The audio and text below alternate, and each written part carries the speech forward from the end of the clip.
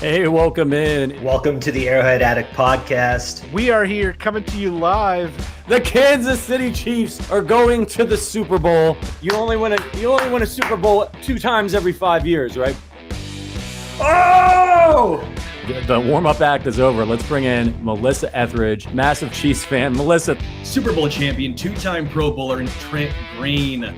Trent Green, how you doing? Hey, what's going on, guys?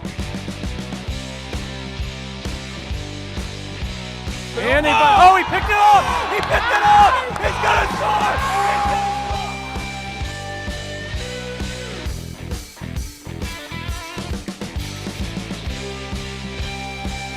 And we'll see you next week, but until then, as always, go Chiefs. Welcome into Arrowhead Addict Live here, Radio Row, Super Bowl 58. Chiefs and the 49ers. Sterling Holmes joined by Patrick Allen. Patrick, how are you? I'm good, brother, man. I can't believe we're here for the second year in a row on Radio Row for the Arrowhead Addict podcast. We got a ton of great guests coming up for you guys. Some famous Chiefs legends. Oh, yeah. Some NFL players, current players, some prospects, maybe some guys the Chiefs might draft. We're going to have an all-star lineup for you every single day this week. You got to make sure you tune in. So if you're watching on YouTube, make sure you hit that like button. Make sure you hit that subscribe button because you're not going to want to miss all of our coverage here this week. We'll be joined by Adam Best in about 10 minutes. Then Nick Lowery, Chiefs Hall of Fame kicker, will join us around 1:30. Then we'll be joined by Carm, little former... little Carm action. Excited Carman. to talk to Nick Lowery at 1:30, man. Anytime you can get a little insight on the kicking side of things in a game where two teams, I think, are very close, a lot of talent on both sides. Sometimes special teams can be the difference. We saw it against the Buffalo Bills, right? What was the difference? That was special teams. Harrison Butker's been nails all season long. I love talking to Nick Lowery. He's very insightful. So going to get some of his thoughts as well as his thoughts on the turf. I mean, again, we saw the grass as we were walking in yesterday, right? Yep. We saw what they're going to play on. It was getting covered up, but it's a little bit of that hybrid mix. As we talked to Robbie Gould earlier today, that mix, the same one that Harrison Butker got injured on in Arizona. Yeah, but it's going to be a better field. We hope so. Same type of grass, but obviously managed different, and hopefully better than the Super Bowl field last year. It's really kind of wild. You know, they have the field outside, and I don't know exactly. Do you know exactly how they bring it in? They don't roll it up, do they, to bring it in? I believe it's like on a track. It's crazy. Yeah. I mean, it's unbelievable. Imagine being one of the guys from back in the 60s when they didn't have any of that stuff, and you're outside and you're dealing with it. And now, you know, they're growing it in California and shipping it to Well, they grew Las stuff Vegas. in California in the 60s, too, I think. Yeah, they sure did. I think they did grow grass in California in the 60s. Some are saying, if this was the 60s, I would have a nice bourbon right here and a nice smoke. Speaking of, can we have cigars in here? Because Not in here, but in the casino. Seems- In the casino. So if things go well for the Chiefs. By the way, you know, you mentioned we're going to have Nick Lowery on. We had him on last year. What I love about having former players on is they just give you a different perspective than you can get if you're a fan. So, you know, they're viewing the team through the lens of a player, and they're going to be able to provide insight on, you know, what happens. Like, you know, like we're Chiefs fans. We watch them all year, and we're like, oh, man, like they're struggling. They're not the same team. This isn't their year. And a guy like Nick Lowery, you can talk to him about like what goes on in the locker room when you're dealing with a season like that and you have expectations of maybe a Super Bowl. How do guys come together? Because I think it's very different for the fan on the outside versus the players on the inside who come together and like they're looking at it like we panic. You know, we panic. I never freak panic, out. Patrick. No, not I you. never panic. When they run out of Only your the hair disco. gel. Well, When at they the disco I do. But yeah, when I run out of hair gel, I get very nervous. Yeah. Surprisingly, I think they have better insight than the Elvis impersonator we walked by. That may be the craziest thing I've seen so far. And when I say this craziest thing, he didn't look a thing like Elvis. I'll tell you straight up, dog did not sound a thing like Elvis. This is my first time in Vegas, so I'm a little bit taken aback. An $11 pizza slice. We got Carrot Top is here too, roaming around. Yeah, it was just crazy. He's a Las Vegas legend, Carrot Top. I saw Carrot Top. This is the kind of thing. So if you've never been to the Super Bowl before, and many of you probably haven't because it's insanely expensive. We're fortunate we get to come as media. it's a circus. It's unlike anything that you experience. If you're ever able to come out, even if you can't get tickets to the game, they have the Super Bowl experience, which they just did the media unveil. That's incredible. That's an experience you can get in there for $25, I think, tomorrow. Check that out. You see all this old NFL memorabilia, helmets, all that stuff. But last night we're in the stadium, and I see Carrot Top taking a selfie with Adam Schefter. And that's the Super Bowl in a nutshell for you. That's Vegas in a nutshell, baby. It is Vegas. That's yeah, Vegas true. in a nutshell. By the way, again, we are obviously here in Vegas on Radio Row. Now, I have done some betting, but if you at home, if you want to do some betting, make sure you download the BetMGM app. You will definitely want to take advantage of this limited offer. New users who sign up through our link must deposit $10 and place a first wager of $5 on any live bet. Once your bet is placed, you will instantly receive $158 in bonus bets. You will get 2 bonus bets tokens of $50 and one $58 token, allowing you to make multiple wagers with your bonuses. This offer is only available if you sign up through our link, bit.ly/arrow158. You can find that link in the description below our stream as well, or scan the QR code on screen to start signing up. Again, the link is bit.ly/arrow158. This offer ends right after the big game, so don't miss out. Offer is only available to new customers who are 21 plus and physically present in legal gambling states. Please remember to always gamble responsibly. Check the episode description for the link and full terms of the offer. And you saying always right there, it seems like a shot at me. No. I'm saying you got to gamble responsibly. You're having some luck in the casino. You're doing okay. But it's a great way to support the show. If you guys was doing okay. So we can come to the Super Bowl, so we can do these things for you. Please check it out. By the way, Andy Reid, this is from Nate Taylor on Twitter. Andy Reid on the possibility of Kadarius Toney being on the field for the Super Bowl. We'll see. He was at media night last night. He was also asked about Jerick McKinnon. Jerick is not practicing. I tell you, it's slim for him to be out there. On Joe Thuney, he said, I think it's a long shot. Yeah, some of the sources I've talked to in regards to Joe Thuney, no, it's not happening. Kind of the same thing there. Again, if you're hearing Andy Reid say it's a long shot, let's be real. He's a fairly optimistic guy when it comes to this. Or at least keeps his cards close to his chest. Yeah. If he says it's a long shot, Joe Thuney ain't giving it a go. He's supposedly has a torn pec. That's going to be difficult. Correct. But he has been questionable on the injury report, which was giving me hope. I thought maybe he'd be doubtful. But if Andy's saying it's a long shot, he's not going to be out there. Actually, our buddy Zach Bass, founder of Arrowhead Addict, co-founder, he asked me this question, and I thought it'd be an interesting one to pose to you.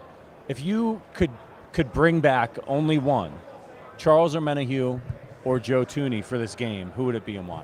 It's a great question. I'm almost leaning more Charles because Nick Allegretti, I think, can do a fine job. 2 weeks to prepare, small sample size. Again, not a full season. Again, you're not replacing Joe Thuney, all-pro, 1-for-1, right? Yeah, you can't. But I do think Nick Allegretti is a very good backup. Andy Heck will get him ready. I think Allegretti is a little bit of a he's got that nasty factor. And if the Chiefs are going to run the football a lot, which I think is the key against the 49ers, right? You can run against them. You can run against Chase Young. He ain't trying to stop the run. Nick Bosa is trying to get his sack numbers up. He ain't trying to stop the run. Yeah. So I'm sitting here going, if it's more of a run-heavy game, as great as Joe Thuney is, that is also probably the strength of Nick Allegretti compared to pass pro. So it might not be quite as big of a loss in a 1-for-1 type of game. Now, Charles Omenihu, this is a big loss to me. He was really coming in my opinion, maybe the second best pass rusher on Kansas City, right, as far as what he could do. I think he has a little bit more upside, a little more juice right now. I love Karlaftis. If you know me, I love George K. But I think Omenihu was maybe a little bit more impactful, could win a little quicker at times. So what this means to me now is all of a sudden, you're already having Karlaftis play about 80% of snaps. Yeah. Get ready for 90. Mike Dana, you now have a bigger role. Turk Wharton, maybe a smattering of FAU. Yeah. I'm intrigued to see how this goes, but I do think Charles Omenihu is a very, very big loss. All right, we got to get our guy Adam Best in here. So give us a minute. We gotta put our headphones on.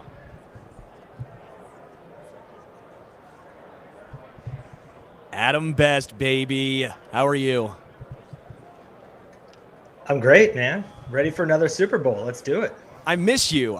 Do you still have the mustache? Do you still have the glorious stash? I do still have the mustache. Yep. Okay, I can't see you, so I'm just going to picture you right now with that stash, and it's going to make this process a whole lot better. Yeah, I'm keeping it to sweep away the 49ers. Hey, it's a playoff stash, right?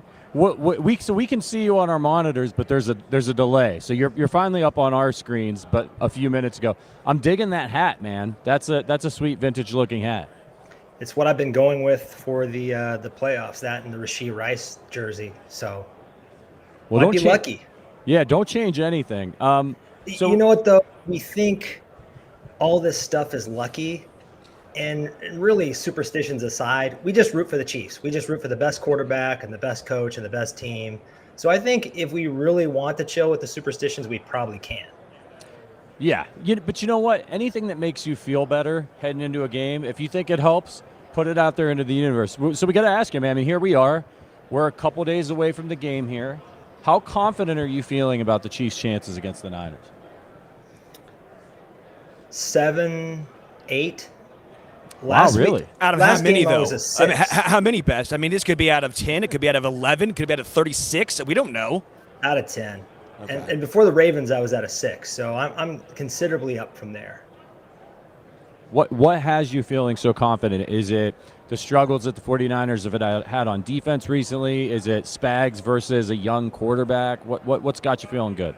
It's a little bit of all of that. 15, you just don't bet against that guy. Now, his teammates could let him down. We have seen that during the course of the season, but they are getting closer to mistake-free football. I think that there are 3 pretty tremendous proven playoff coaches in this game, in Shanahan, Reed, and Spagnuolo, Steve Wilkes.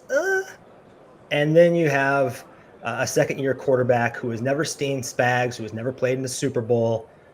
And Brock Purdy, if you look at the numbers, according to FTN Fantasy, he has 6 interception-worthy throws in 2 playoff games. Patrick Mahomes has 0. So who do you trust to be a shepherd of the football and to not screw the game up as the pressure comes along and starts to strangle you? You know what I mean? I will point something out here, Best. I think you're going to really appreciate this one. I had a chance to ask Justin Reed a question yesterday. Hopefully you know where I'm going with this. Yeah, hit me. I'm kidding. I did talk to him, but I was not gonna pose that one. And we're not gonna throw you under the bus. But I do. You know what the funny thing about that is I guess a lot of people don't know this, but if there is one thing I'm probably qualified to comment on, it's the position I played in college, right? Safety. I was a safety linebacker hybrid, so there you go. Richard's rolling his eyes over there. He thinks you're pumping your chest up just a little too much right here, Best. But I did want to just kind of talk to him because I think Justin Reed brings a physicality that was missing. I think there's been an effort from this Chiefs team, offense, defense, to go a more physical route, right? They were known as a finesse team for a long time. And while I'm with you, Justin Reed is not the best safety in the NFL. I think he is underrated by a lot of the analytical community. I think what he brings, again, sometimes cannot be quantified. Now, again, I'm not saying Tyrann Mathieu wasn't a more impactful player, but Justin Reed brought the mindset of physicality. And I was talking to him, and he even laughed. He goes, yeah, man, I love to bring the wood. Like, I love to hit hard. It's what I do. And again, you saw Nick Bolton. Nick Bolton is a very physical linebacker. L'Jarius Sneed, Trent McDuffie, the entire Chiefs defense, it's physical. Offensive line is more physical now than it was in the past. They run the ball a lot more than they have in the past. And I think it all starts with the mindset. And I think Justin Reed is part of that. So again, I wasn't trying to take a shot at you by any means, Best, but I do think it's a little interesting that I think I rate him higher for some of the stuff that you don't see pop up on the actual box score or even in the analytical community. Well, I think it depends how you look at him. If you look at him as a box safety who sets the tone and is a really brilliant communicator on the back end, then yeah, I mean, I could see him, you thinking he's a star safety. If you're looking at him like I do and valuing pass coverage far more than anything else, then that's a little bit more worrisome. I mean, Nelson Aguilar got behind him last week. And what I'm looking at in this game is the Chiefs play man at the 5th highest rate. And you start thinking about these matchups. Well, I feel great about Trent McDuffie and L'Jarius Sneed on the 2 wide receivers, Deebo Samuel and Brandon Ayuk. But where I feel a little less great is the matchups with our safeties and linebackers on George Kittle, who has the highest success rate against man in the league, against Christian McCaffrey, even Kyle Juszczyk. Those are the matchups that are going to keep me up at night over these next, 5 or 6 days, I will say, because you said Kyle Juszczyk, I asked probably 7 different Niners players if they could spell Juszczyk. No one could. Just letting you know. ZCZ. It's got, if you remember that part, I think you can get the rest. That's what trips people up, right? Aaron Banks tried to hit me with I think it's like yellow cat, zebra cat. Like he had a whole phonetic spelling for it. So, Adam, look, obviously the strength of the 49ers kind of coming into this game is their offense. What aspect of it do you think is going to be the toughest for the Chiefs to stop? Is it CMC? Is it Deebo? Is it George Kittle? I mean, they've got weapons all over the place. I feel like the Chiefs are sometimes really good at taking the best guy and shutting him out. How do you stop all these weapons that San Francisco has if you're Spagnuolo? Yeah, what I'd like to see them do is kind of what they did against Lamar Jackson. I would like them to load up the box and try to take away the run as much as they can and challenge young Brock Purdy to throw, because even though I think Brandon Ayuk is a star, I think his yards per route run this season were like 3rd in the league. He's an elite separator, but I just don't think you can hit downfield explosive plays on our quarterback tandem with regularity, right? And I also think for a CB3 and a CB4, Watson and Williams are pretty tremendous. That entire corner depth chart. So the guys I'm worried about are not Ayuk, are not Deebo downfield. It's really Kittle and Christian McCaffrey. Those are the 2 guys that I think are if we're going to lose this game, if we end up losing, and I don't think we will, those guys will have banner nights. So you think, let's bait Brock Purdy into some eye candy, thinking, I've got these great matchups down the field, so we're going to go with the pass, lower percentage plays against better cornerbacks. I mean, that's the thing, right? If you're San Francisco, these last 2 games, the Packers defense, kind of hot or cold. They can be good, they can be bad. The Lions defense, particularly against the pass, not good 2 scoops of ass. Not good at all. So this is like the first time in a while, probably since they played the Ravens, that Brock Purdy's going to see a really, really strong defense, and he kind of melted down in that first game against the Ravens.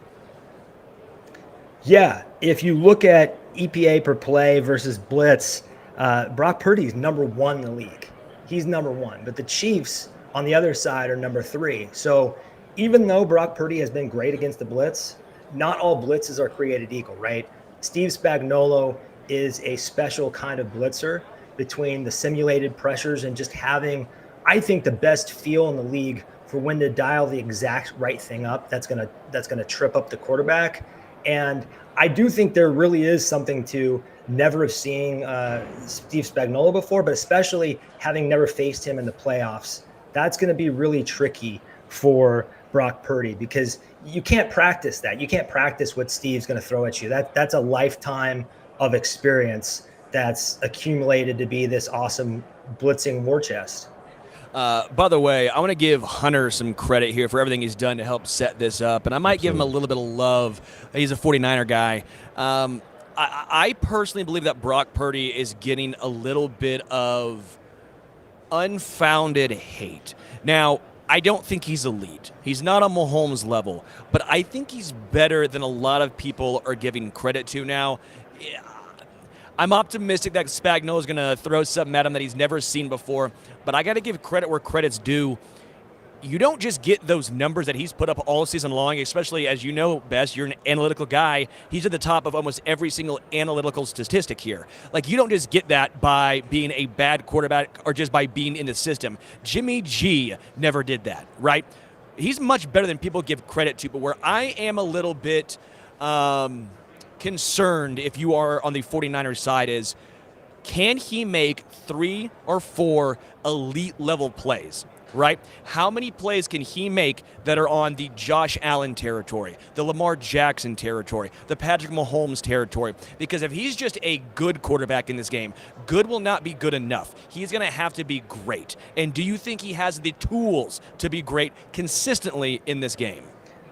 I don't think so. And I don't want to take anything away from him. He has some improvisational ability that Jimmy Garoppolo simply never had. So he can make some things happen outside of structure. I think he's a really good quarterback. I put him in that like Dak Prescott, Tua Tagovailoa tier.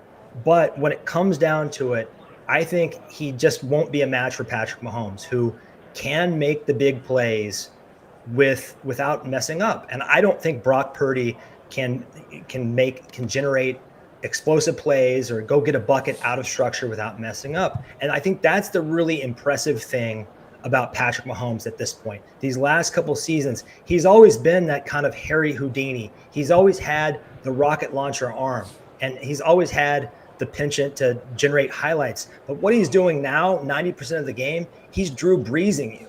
He is not making mistakes. He's taking what's there. He's processing fast. He's making good decisions pre-snap.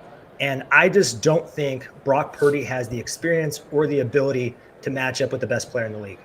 Certainly Spagnuolo is going to be able to confuse Brock Purdy. If he gets him in the right situations, there's nobody better at disguising coverages.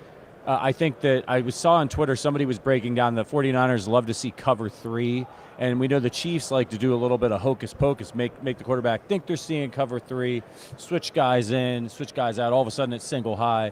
But Adam, for me, this game really comes down for the Chiefs on the defensive side of the ball to Christian McCaffrey. He's so incredibly explosive. He can break a play at any time. He can hurt you out of the backfield with the pass. And what worries me as a Chiefs fan is I think about the Bills game and I think about Cook and the way that he hurt the Chiefs both times they played. McCaffrey is a much better back. What do you do? If the Chiefs put their mind to stopping the run, can they slow down Christian McCaffrey, or is he going to gash him a couple of times? I hope you don't see this as a cop-out, but I think part of the key is on the other side of the ball. You got to get up. You got to milk the time of possession. And the 49ers are really weak on runs, their defense, on runs outside the tackle. So I think if the Chiefs can say, we're the team that's going to run the ball 20-something times and keep you off the field and build a lead and prevent Christian McCaffrey from being the story in this game, that's the way to do it. The defense, I think there are some things Spagnuolo can do. Chris Jones is going to have to bring it. He doesn't always, seem motivated to stop the run early in the game. I think in this situation, he certainly will be. But really, I think just keeping that offense off the field and not letting them be the team that dominates time of possession is really going to be a huge key here. What's interesting to me, and again, I'm trying to play this very fair here. Christian McCaffrey is the best running back in the entire NFL. It is not close. He is him. But I'm not necessarily worried about him on the ground as much as the majority of folks are. Now, I know Hunter's giving me this dirty look right now, but the reason being is the Chiefs have the ability to take away what teams do best. We saw it against the Ravens. We saw it against the Bills. We saw it against the Dolphins. Why can't the Chiefs do it against the Niners? Now, I will say McCaffrey is going to be an impact player as a pass catcher. That is where I think the biggest boost will come from him. But on the ground, I think if the Chiefs want to stop you on the ground, they can stop you on the ground. They just say, you know what, we're just going to have you run the ball, and we're going to limit the big plays through the air. I think if they wanted to stop McCaffrey on the ground in this game, they can. I think there might be some small consequences of that. Last week, they seemed so focused on stopping the run that Zay Flowers actually got deep a few times, which you usually don't see with the Chiefs defense. So that could be one reaction if they really stack the box and try to shut down McCaffrey. But I'm with you. I'm really worried about him as a receiver. And that's not taking anything away from him as a running back. He's basically two players. He's like a Pro Bowl running back and a Pro Bowl slot receiver. In addition to everything he does running the ball, it's like having Julian Edelman out there as well. Yeah, that's what scares me the most is I think it's the early downs for the Chiefs in this game.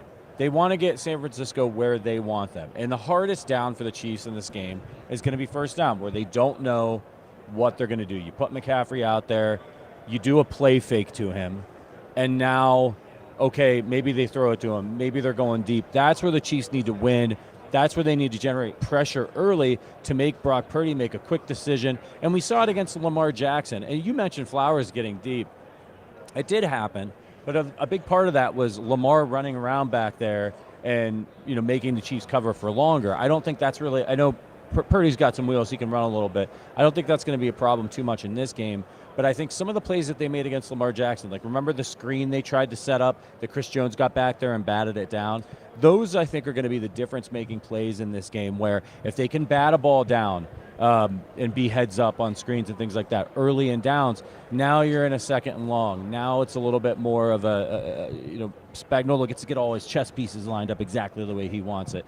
But if the 49ers come out and they're running like screens to Kyle Juszczyk for 13 yards on first down, the Chiefs are going to be in trouble, and Kyle Shanahan's really good at dialing up those types of plays that you think it's going to McCaffrey. Oh, it's the friggin' fullback for 13 yards, and now you got a problem.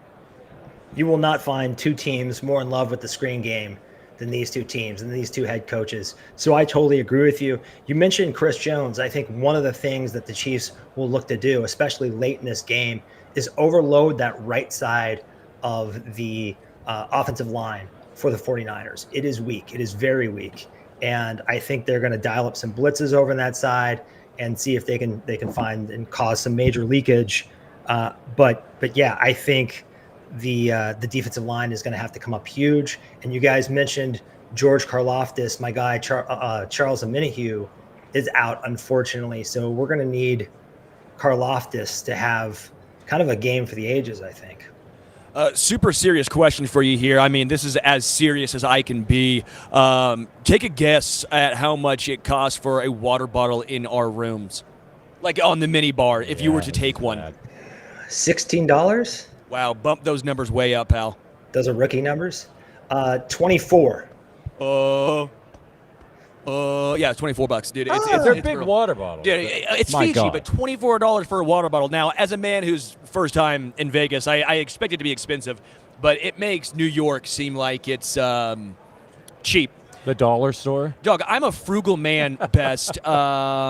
If you want to send me some money, I'll put it all on red or black for you, and I'll let you have 50% of the winnings. Or all the losings, I guess. Fair. So it's I think it's a fair deal. You should do it. If I'm going to put all my money on something, it's going to be the Patrick Mahomes scrambling over. I'm looking for that to hit. Oh, you because, like that? What's it set yeah, at? I think I saw it was like 27.5 or something like that. And I just think with this game, he's not going to care about saving his body or getting hurt. He has the entire offseason to heal. He's going to throw caution into the wind. Does it scare you in this game that the Chiefs are underdogs? Like, most of the bets are on the Chiefs, but the line favors the 49ers. And, like, we're here in Las Vegas. This is not a town that is in the business of losing money.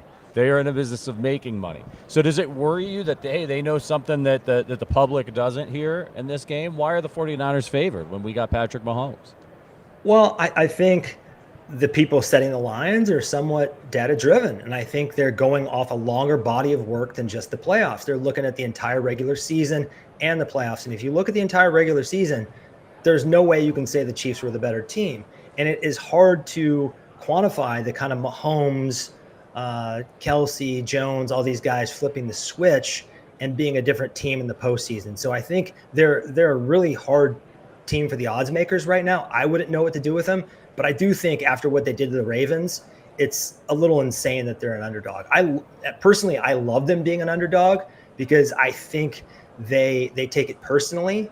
They take it very personally, and anything to give these guys who can be kind of petty a little bit more of a chip on their shoulder, I think is only going to help fuel them. Dog, last night, Petty Pat is in full effect. So it's like 80%, 85%. Niners fans right now, at least last night, opening night there at the There's stadium. probably some Raiders fans mixed in. Probably We are some in Raiders Las fans Vegas, as right? well. But there was Right. over 23,000 fans for opening night just in the stands. Anytime Mahomes, Travis Kelce, Andy Reid had a single word leave his mouth, it was boo bird central. Anytime Kyle Shanahan, Brock Purdy, McCaffrey, Kittle, anytime they talked, it was absolutely electric in there. And you're sitting here and you're looking at Travis Kelce kind of laughing it up and like, okay, I see you guys. But you look into the eyes of Mahomes and you look into the eyes of him and you're like, that's a man who is going to rip every single one of your hearts out. That's a man who, when the Chiefs are holding the Lombardi and he has the Super Bowl MVP trophy in his hand, he is going to be like, who's booing now? Right. Like, he might actually bring that up knowing Mahomes. He wanted them to know that he heard them. He specifically mentioned, all right, Niner Nation, I hear you. But I do think it's tough. Like, all those fans that the Super Bowl is not just about, Chiefs fans and 49ers fans. It's a celebration of the NFL. A lot of NFL fans just want to go to the Super Bowl. So you see fans walking around here in Bengals gear, Eagles gear, everything. And so the Chiefs are just the bad guys in the NFL right now. If you have a NFL anything like that, the Chiefs fans will be cheering for the Chiefs. Everybody else is going to boo them, right? They're all against the Chiefs. So I think that that's what it'll be like during the game on Sunday. It'll be heavily favoring the 49ers, but it won't all be 49ers fans. But I want to ask you, Adam, what do you think about the Swiftie effect? How many of these Taylor Swift fans, of which there are billions of Taylor Swift fans, are they going to show up to the actual game? It didn't seem like they were there in full force last night at opening night. Do you think they'll be in the stands and help even things out for the Chiefs? Very quickly before we get to you, Best, something I have to bring in. I don't like the comment at all, the question. Patrick, I'm going to be honest with you. What? I'm over it. But what I will say is if they can afford to go to a Taylor Swift concert, they're the people that can afford to go to a Super Bowl. That's a fair point. It's about equal pricing. I don't know a lot about the Swifties. I think they've been great. They brought new people into the kingdom. They're very passionate. I doubt we'll see a ton of them there. Who knows? And I totally understand, like, the rest of the league getting sick of us. I kind of feel like, to quote The Dark Knight, we're at that point where you either die the hero or live long enough to become the villain, right? And we just have lived long enough at the top to become the villain. And also, the other thing, Chiefs fans know we're going to be back. I mean, that might sound arrogant, but I think the proof is in the pudding. Chiefs fans know we're going to go back to the Super Bowl. So I don't think there's the same desperation. And then you have the proximity of San Francisco to Vegas. I just think it's easier for people to get there. So maybe some more Chiefs fans will get out there, but I would not make Travis Kelce mad. Travis Kelce, I think we've understated how dominant he's been in the playoffs. Do you guys know, here's a bit of trivia for you. The last time in the playoffs, he went under 70 yards. How long has it been? Wait, what? Last time Kelce went under 70 yards in a playoff game. Correct. Bengals game. Alex Smith? No, the last time was the last time these two teams met in the Super Bowl. So he has had 12 consecutive games with over 70 yards. It's been four full years, and he's been averaging 98.2 yards over that span, almost 100 yards a game. Well, Best, wouldn't that give you a little bit of cause to pause? Again, I think Travis Kelce looks like he's 26 right now. Obviously, that Week 18 off for him was massive, getting healthy, getting right. Now he has 2 weeks from the AFC Championship game to the Super Bowl to get healthy yet again. But wouldn't that give you a little cause? Again, I know it's Steve Wilks, right? Different defensive coordinator, but at least they had a game plan in the past to try and slow him down. Would that give you a little bit of cause to pause there?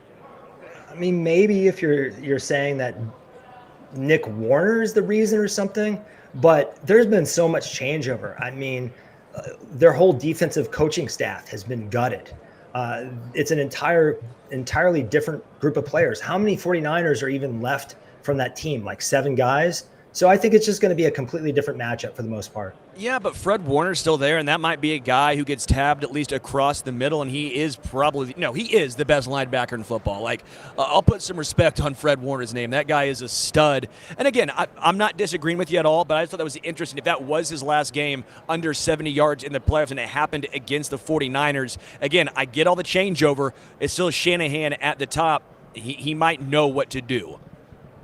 I agree with you. Fred Warner is a generational talent. He is the best linebacker in the National Football League at a time where it's gotten harder to play linebacker because of the RPOs, because of smaller, twitchier players, because of how spread out the game is. He is a dominant force, but I'm just not betting on anybody stopping Travis Kelce. We heard Kyle Hamilton was going to be his toughest matchup yet. And what did he do? Straight out of the box last game, he came out and scored on Kyle Hamilton to send a message. And I'm just not betting against the guy, All right, Bess, before we get you out of here, Got to get his prediction. got to get your prediction. Yeah. Oh, it's very early for this, guys. I don't think you're going to be on again. It's Tuesday, dude. This is it for you. Well, Yeah. you would have had Finish one and more talk to day, the Best. game. He would have had Wednesday. He's acting like this is like the end of the world. Yeah. 27-24 Kansas City. And it's going to come down to Harrison Butker versus Jake Moody. Harrison Butker, 7 for 7 in the playoffs, ice in his veins. The rookie Jake Moody for the 49ers is 3 of 6. Might have the yips a little bit. And I think if it comes down to the kickers, if it's that close of a game, I'm going to put my money, my prediction on Harrison Butker. Adam Best, our co-host for the Arrowhead Addict podcast, co-founder of the Arrowhead Addict podcast. Appreciate you, Adam.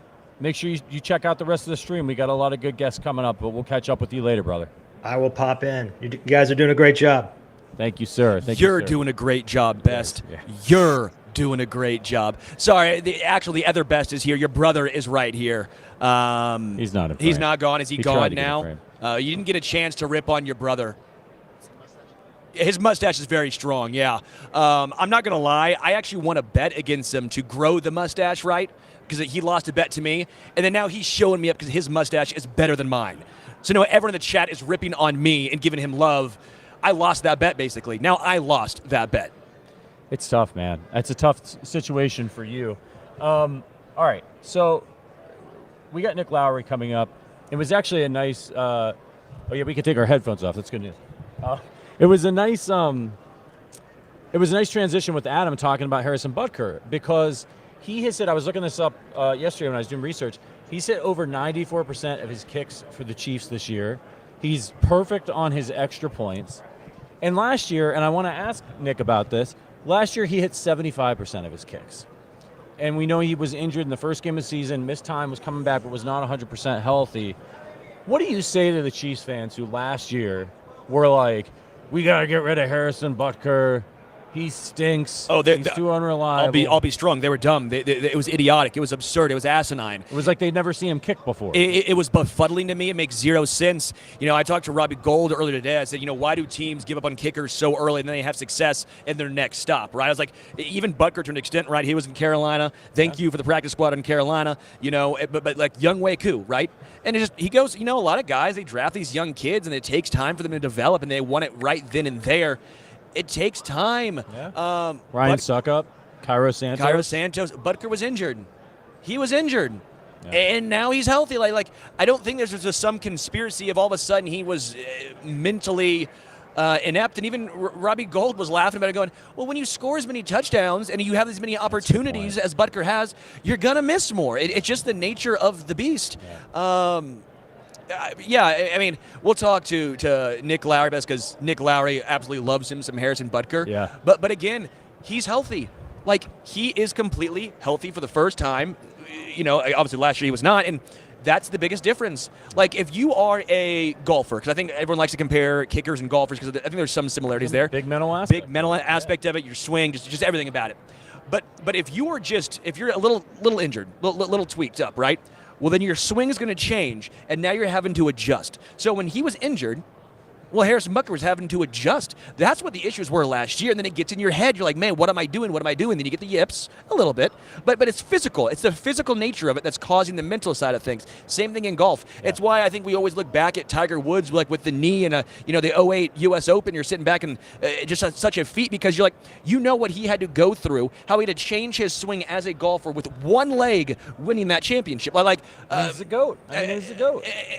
Just to me, I don't know if there's a great comparison at every other position, but when a kicker or even a punter to an extent is banged up, you can't just play through it like other positions. Right. Like it's such a timing mechanism. It's repetition. It's so much repetition. Like, if you've played basketball before, right? I think that's another easy comp here. Yeah. If you get injured, you can still try and play through it. You might have to do something a little differently, but you can still find ways to score it or to affect a game. Yeah. If you're a quarterback and you're a little banged up running, you can affect the game by throwing the ball. If you're a kicker and you're a little banged up, well, how much you're tackling? Getting downfield quick on kickoffs, that ain't happening. So I think there's a little bit of that going into it as well. Yeah, it's a repetition-based thing. And what you want to do, if you're Harrison Butker, is you want to hit that ball the same way every single time. Every single time, in the same spot, same number of steps, so that it's like clockwork for you. And same thing if you're shooting free throws. You tweak your shoulder a little bit. Now your motion is different. Look at you. You're a disaster over here. My water bottle's not Spilling flat on the stuff. bottom. Yeah, that's tough. I'm That's glad tough. I put the lid back on, this is because what we have as a producers for. responsible adult, it's going to do it again, Richard. It goes again. Richard, what'd you do, We're Richard? No, it's shambles going to spill over the here. coffee now. We're Richard, in shambles here. No, we're just going to put it down. We're going to put it down. Aquafina, do better. Do better. I actually liked Aquafina's water, though. It tastes good. But this bottle, man. Yeah, it doesn't set up. Dog, that Gatorade water last night, I don't know if anyone I knew, didn't get any. Gatorade has water now. Really interesting. Pretty good. By the way, Gatorade, we're looking for sponsors for the podcast. So Sponsors could be you. By the way, if you're watching us on YouTube, this is the Arrowhead Addict podcast. We are here for Fansided. Look at the disasters happening now on our screen. We're here for Fansided. We're covering the Super Bowl. Do us a favor. If you're new here, you're looking for some Super Bowl coverage, hit the like button. We want to get as many Chiefs fans in here to enjoy this coverage as possible. We've only got 9 likes on this video, Sterling. There's over 40 people watching. Do us that solid. And if you want to become a member of the Arrowhead Addict podcast and get all of our Chiefs coverage, become part of our community, check out the link in the description. We've got a great private Discord. I was talking to the guys. Here's a great example if you want to become part of the Arrowhead Addict community.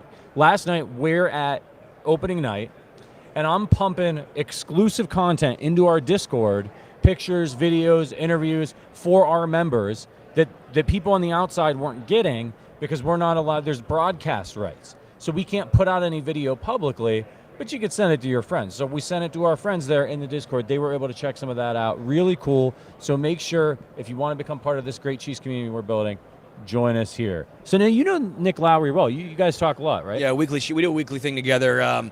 Been to dinner with him. We went to he took me to the Bills game last year. Oh, I remember that. And the tequila, El Bendito Yankee Tequila Suite. Yeah. So He's a good we guy. had a mini Vegas, Yeah. you could say, in the Chiefs suite right there. We had him on the show last year. Super great guy. So you mentioned he loves some Harrison Butker. Is he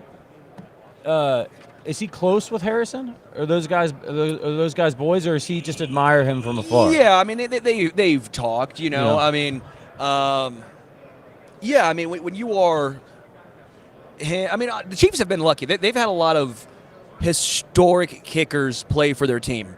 Yeah. Jan Stenerud, Nick Lowery, Harrison Butker, I think you can start throwing into the historic conversation. Morton Anderson. Yeah. Right? I think I know that he didn't spend his time here a lot, and that was kind of the tail end. He was still good, man. 40 yards in, that dude was Lost not missing. Lost a little range. But 40 yards in, that dude was. But again, we've been lucky here. We have not had these sort of struggles. And again, Robbie Gould alluded to it. He goes, when he made the kick with the Bears, it's one of those situations like, it's big because the Bears have had their issues kicking, right? Like we know every team's had one. They were cursed after. Yes, but a kicker who should not be named, and like everyone has one, but family show, at least one. The Chiefs only have really one. Like Cairo Santos was good. You mentioned earlier Ryan Suckup was good. It wasn't like there were these disasters. You look at the Chargers, who were perpetually going through kicker after kicker after kicker. And they finally maybe have one with Cameron Dicker, but like a lot of these teams just go through this cycle. The Chiefs have been fairly lucky in that regard. There was the one stretch where, what was that guy's name? Ryan Merritt. I think it was after Suckup. They maybe drafted him. I can't, help me out in the chat if you guys remember. But that set off just a cascading effect where we didn't have good kickers for a long time until I think they got Cairo Santos. Not too long. It was like a season and a half. Cairo Santos, I always felt a little bit bad for because he got injured. Yeah. But he was solid for them, and I'm glad I always root for him when I see him in Chicago. and he's caught on. Yeah, Evan in the chat says photos were cool to see. Yeah, again, that's the kind of thing you get if you become an Arrowhead addict. We got lost at one point trying to get onto the field, and Richard's shaking his head back there, producer Richard. He understands that we were lost. We made things a little squirrely for a while. Well, if you know me at all, I'm a very farcical man. Like, I have things happen to me that probably should not happen to me, and people just don't really believe them. Like, when I'm also directionally challenged, so this Vegas trip's hard for me. These hotels aren't like a Motel 6. No, they're designed to keep you in. Yeah, like you can't get out. Yeah. It's like if you try, good luck. But we were waltzing around Allegiant Stadium trying to get into the bowels onto the field, and we went literally everywhere. And eventually we got put out where the 49ers players were walking in. Yeah. So we got a really cool video of all the 49ers walking in. One of the security guards said he liked my mustache, which is kind of nice. He had a great mustache. He had a great mustache too. Mustache bros, we stick together. Yeah. But it was really cool. I mean, again, there's a lot of cool aspects to being a member, but a lot of cool things going on here, a lot of behind the scenes stuff. And again, because I do live a fairly farcical life, we get sometimes put into fun situations. Yeah. And that's, sometimes you get lost and you find your way to somewhere you didn't expect. And what we did was we were in the bowels of the stadium somewhere trying to find our way down onto the field. And here come the 49ers. So we got some good video of that. That was pretty cool. Kyle Shanahan walking through, Brock Purdy. And if you've never been to the Super Bowl, you should try to make it out. It's a good little vacation. Again, tickets are outrageous. Most normal people aren't going to be able to afford to get in the game. It's very corporatized. But it's a week-long event. So if you love football, if you love sports, find out where the Super Bowl is going to be in New Orleans next year. If you've never been to New Orleans, well, it's a great place to go. And you can check it out. They have all kinds of fan events. I think we've got Nick Lowery coming up. You want to intro your boy here? Let's go have some fun. Yeah. Nick, what's up, man? Hey, Nick, Patrick. Just like Murderers Row. I got left hand right here. Yeah, that's what it is, baby. Chief Chris Clem. How you doing, Chris? Sterling. Yeah. Nice to meet you as Thanks well. for coming out. Is this live or? Oh, we're live yeah. right now, We're Nick. live. We're live for sure. Hey, bleep it, man. We do it live. That's what we do So here. are we going to talk about Justin Tucker one more time? We can talk about Justin Tucker one more time. Man, we can talk about I anything you Yeah. want to talk about. What a dumbass. All right, let's start this thing off. Obviously, Chiefs Hall of Fame kicker Nick Lowery. You're obviously here as well with Chris Clem, former Chief Patrol Agent of the U.S. Border Patrol. More than 27 and a half years.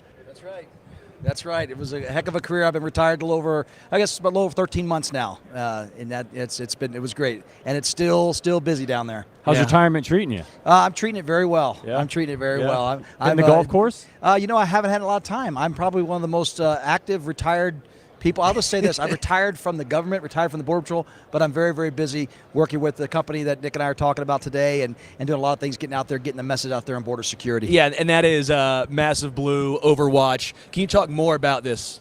Yeah, it's anybody that has a heart beating, let alone eyes open, knows what's going on. I've sat next to two women on the plane crying because their kid had just died from a fentanyl overdose. So Massive Blue, to me, is part of the answer in providing a cyber wall. And I've been lucky enough to do some work at the border with Chris Clem and just looking at this amazing company to make it safer, because if we aren't proactive, AI is going to be used for the wrong reasons. This is a way to help law enforcement and keep our communities safe. Yeah, that's really cool, man. I mean, Yeah. It's just everything that's going on down there. There needs to be something, has to be something, and I think this is a step, as you mentioned, in the right direction, using technology for good before it gets put in the wrong hands. You're exactly right, and that's pretty much why we're doing what we're doing. I spent my career against a conventional adversary that was evolving. We've got an unconventional adversary that's using technology to their advantage. So as we were just talking about, we've had to build conventional walls where it made sense, but let's focus on a cyber wall to protect our country, our companies, our community, and our children, because every social media platform, every online tool that's out there, all these phones, people are so interconnected, but the bad guy is using that to exploit people. Human trafficking is going on. So much of you're seeing at the border, so many people that are coming in. It is a humanitarian crisis. It's also a border security crisis, but people don't often know that they're victims of trafficking until it's too late, and we're seeing that online. So what Massive Blue, and specifically the Overwatch program, becomes that cyber wall to identify the bad actors, to work directly with law enforcement, to give them the tips they need to go after those folks, to put in the protections to communities to know that, hey, this isn't going to happen on our watch. And look, our companies, our people are trying to get inside information, attacking people's 401s. All that's being done online. So let's put those safeguards in place. Let's build that cyber wall, and that's what we're working on. Yeah, and a lot of people are, they're concerned about the potential negative impacts of AI. But as you mentioned, there's a lot of positive technology that can help law enforcement. What are some of the other things that law enforcement's looking at, ways for them to use AI to be smarter, faster, more efficient? Well, before I hand this to Chris, the big thing for people to understand is there are things called AI hallucinations. In other words, it comes down to how intelligently you train and constrain the AI, kind of like a puppy dog, to look for the right things, or else we'll create stuff out of thin air. So that's what's separate and different about Massive Blue, is to develop incredibly well-targeted questions and algorithms. And I'll turn it over to Chris, because he knows firsthand, with this in his hands and law enforcement's hands, we can help people that are underpaid and overworked all across the country. Well, I'm not going to get into too much tradecraft, because our clients don't want to, us to talk about how we're always doing it. But I will say this: it's all above board. It's all the right thing to do. Yeah. But it is called machine learning. And to Nick's point, if you teach it bad, it can do bad. But when you have a good company that's doing things right, that's working within the parameters, you're going to develop a smart technology, a smart program to do that, because we have to play by the rules. The bad guys that are attacking us, that are doing all the cyber work, they don't have rules, and they got unlimited dollars to do it, and they're making money off of it. The biggest thing that should concern all of us is that it is the same apparatus, like we said, that we order coffee on or pay a bill online. We think nothing of it, but the bad guys are doing that, and we can put something in place. We can create that wall to protect people and ultimately save lives. And when it comes down to trafficking and combating human trafficking, we can rescue people and get them out of that, and continue to work with them to help them. That's great. That's great work. All right. So, Nick, we got a couple football questions. We are here at Super Bowl week, and we are kind of, in an era where I think more people now than ever are saying, America's team isn't in Texas anymore. Yeah. And my buddy Chris would agree with me, even though he's from Houston, that the Dallas Cowboys have ceded the baton, and we're going to win on Sunday 26-17. So I've already got a prediction. Coming out 4 hot. field goals from our kicker, number 7, the best kicker in the NFL this season, should have been All-Pro. It's tough. Yeah. But he deserved it, and we'll need him on Sunday. He has had an incredible season. I was looking it up yesterday. Hit over 94% of his field goals. Perfect on extra points. Where do you think he ranks all time among NFL kickers right now? Well, he's now in his 6th year, something like that. Sounds about right. He's marching up the charts. I mean, my thing is, for kickers, you want to give them 10 years just to see, because I played 18 years, and the ones in the Hall of Fame played 19 and 26 or whatever Morton did. Yeah. But he was the best kicker in the NFL this year because of the length of field goals, the consistency at all levels. He did miss 2, but that's it. And so many game-winning field goals versus the Cowboys kicker, who had a great season too. But he is such, I think, hardened, and with all that wisdom from the Super Bowl itself, and putting us in the Super Bowl with a 45-yarder that not everybody would have made last year. He's confident, and then we have a pretty good punter too in Tommy Townsend. Not too bad. As far as the kickers on both sides, obviously Jake Moody has struggled a little bit in the playoffs. For him, that will be a difference. Yeah, that's 3 points right there. And once again, same premise: a new quarterback, a young kicker. It's different in the Super Bowl. You got to manage yourself even more and stay focused. And we got a guy in Patrick and the whole team. They're just more experienced, and so you got to give the edge to them. Do you get nervous at all in regards to Harrison Butker kicking on the same style of field where his injury occurred in Arizona? From I have heard that same style of field is what it's going to be. I haven't seen people slipping on at this stadium the way they did in Phoenix. So I'm not too worried about that. And look at how he, hurt himself. I was there at that game in Phoenix last year, and he's come back this year and made himself better. That's the mark of a champion. All right, I got to ask you, when we're talking about kickers of all time, who's on your kicker Mount Rushmore? Well, you're putting me in a bad place, because I think I did okay myself. I took it for just above 70 to 80%. Now it's at 90%. But, the fields now, the balls are broken in. The ball goes 5-6 yards farther now that it's broken in. Yeah. As Stenner reminded me, I talked to him right after he presented the Lamar Hunt Trophy. I talked to him last Sunday, or two Sundays ago. the ball, and then you're kicking out of the fairway now, not out of the rough. So those things help. Yeah. I would say obviously Morton and Jan Stenerud, but I broke all of his records. He was 67%. I was 80%. I was 87% in the 90s when no one was kicking above 80%. Yeah. So I think I'm there. Gary Anderson, obviously Justin Tucker. Yeah. Although, what was he thinking?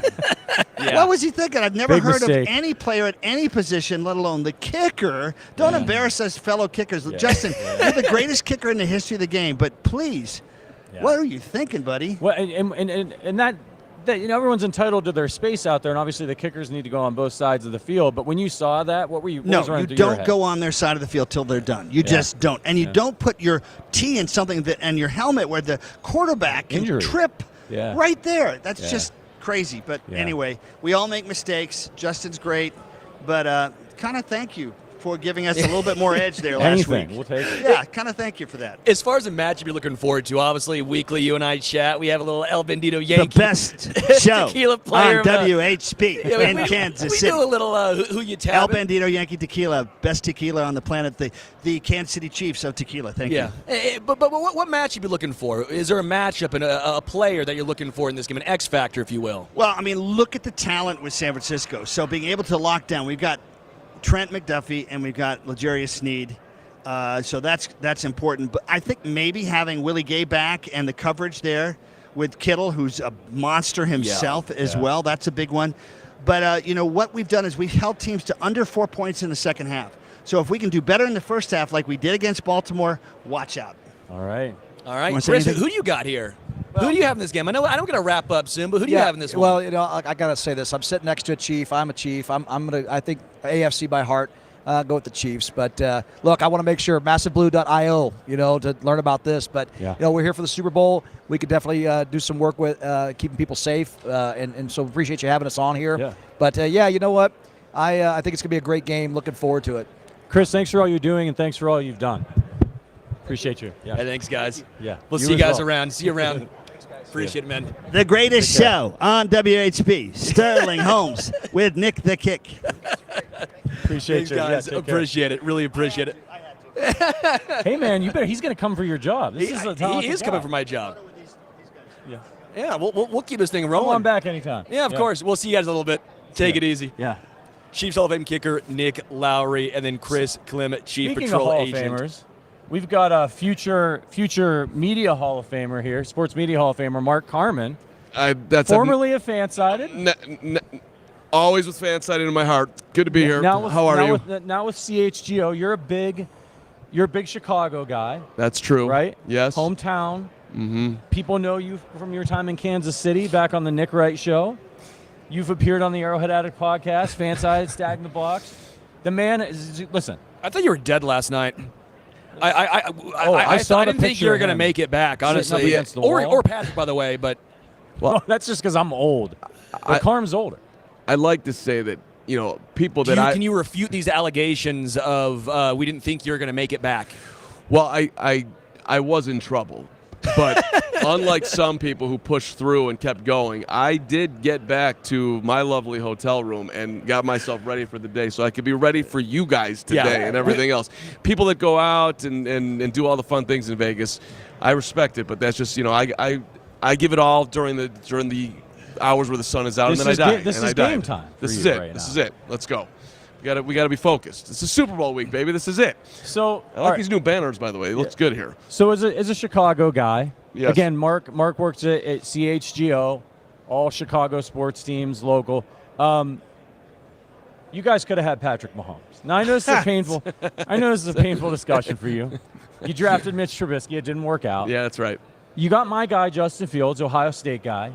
Yeah, can't play. What's going to happen? Okay, he's talented, but it hasn't worked out in the way that you'd hoped from where you took him. You got this guy coming out of USC. Yeah. You got the number 1 pick again. Mm-hmm. What do you want the Bears to do? What happens to Justin Fields? So Justin Fields is going to get traded to the highest bidder. Second round pick, maybe a first, something like that. Maybe a second and a fourth. Maybe we can get a 3-lot second, fourth, and sixth, a la the Darnold trade, something along those lines. But look, Justin's a great guy. Comes from a great family. He's beloved by Bears fans. They scream at us when we say that they're going to move on to Caleb. And I like Justin. It's not an effort thing with him. No, and I think the most heartwarming Bears story would be if it worked out with Justin. Really respected in the locker room. Bears, his teammates have gone to bat for him. You've got DJ Moore going to management on his way out. Like, keep Justin. So it's going to be a hard thing to move on. But it's a unique situation. Ryan Poles made a great trade, and as it turned out, because Carolina lost a lot of close games this year. So if you don't get the number 1 pick, that trade looks pretty damn bad because C.J. Stroud looks like he's going to be a star for years to come. Yep. Another Buckeye, obviously. Yeah. So, but it worked out because they were that bad. So there's a lot of luck in there. But he made a great trade, and it puts you in a unique circumstance. I don't see how you pass on him. I think Caleb's going to be a Bear. I think you had to do it, too. You had to have another year to make sure, right? You didn't have to do it. I guess not, but look, if they knew that C.J. Stroud was what he is right now, they would have picked him. Yeah. He just wasn't evaluated like that. So obviously Carolina didn't know that. The Bears didn't know that. The Bears didn't know that Patrick Mahomes was good. Neither did a lot of other people in the NFL. Right. So that you got to give Kansas City credit, man. Going up from 27 to 10. Everyone's like, nobody really talks about the Buffalo equation there. That's right. They lucked their ass into Josh Allen and it worked out. But it's still you'd make that trade in 5 seconds. When it comes to Matt Nagy, do you guys ever actually miss him at all? I know his ending was very unceremonious in Chicago, but he won Coach of the Year. He turned Trubisky into, at least for 1 year, a Pro Bowler. Yeah. They went to the playoffs, 2 times in 4 years? That's right. That's right. And again, you long for the days of Matt Nagy? I don't know, but he's not anywhere close to bottom of the Bears coaching barrel. 34-31, went to the playoffs twice. Now they had a very good defense, and Ryan Pace deserves credit for that. Sure. But Matt he needed to learn a lot. And listen, one of the Nagy moments that I think when he looks back on it, Jalen Johnson, Bears cornerback, Bears had 9 o'clock meetings. You had to be in the building at 8:45. Jalen shows up at 8:47. So when you're keying in, everything's electronic. They see that he's late.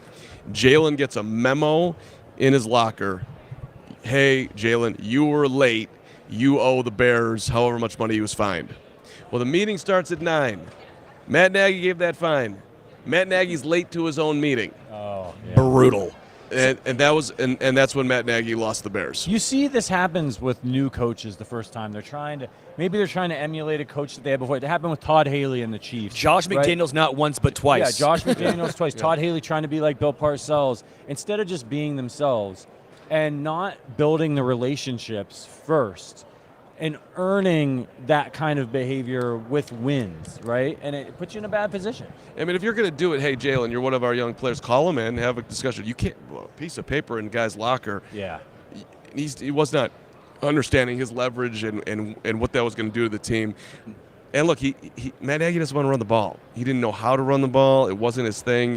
You come into Chicago, it's just you got to have that in your arsenal, and he didn't. So but maybe he gets another chance someday. Maybe he gets a chance in Kansas City way down the line. I don't think Andy's going anywhere. You guys know obviously a lot more about that than I do. Not. Well, for some reason they these unfounded every single year Andy Reid's retiring as he comes out every single year and says I am not retiring.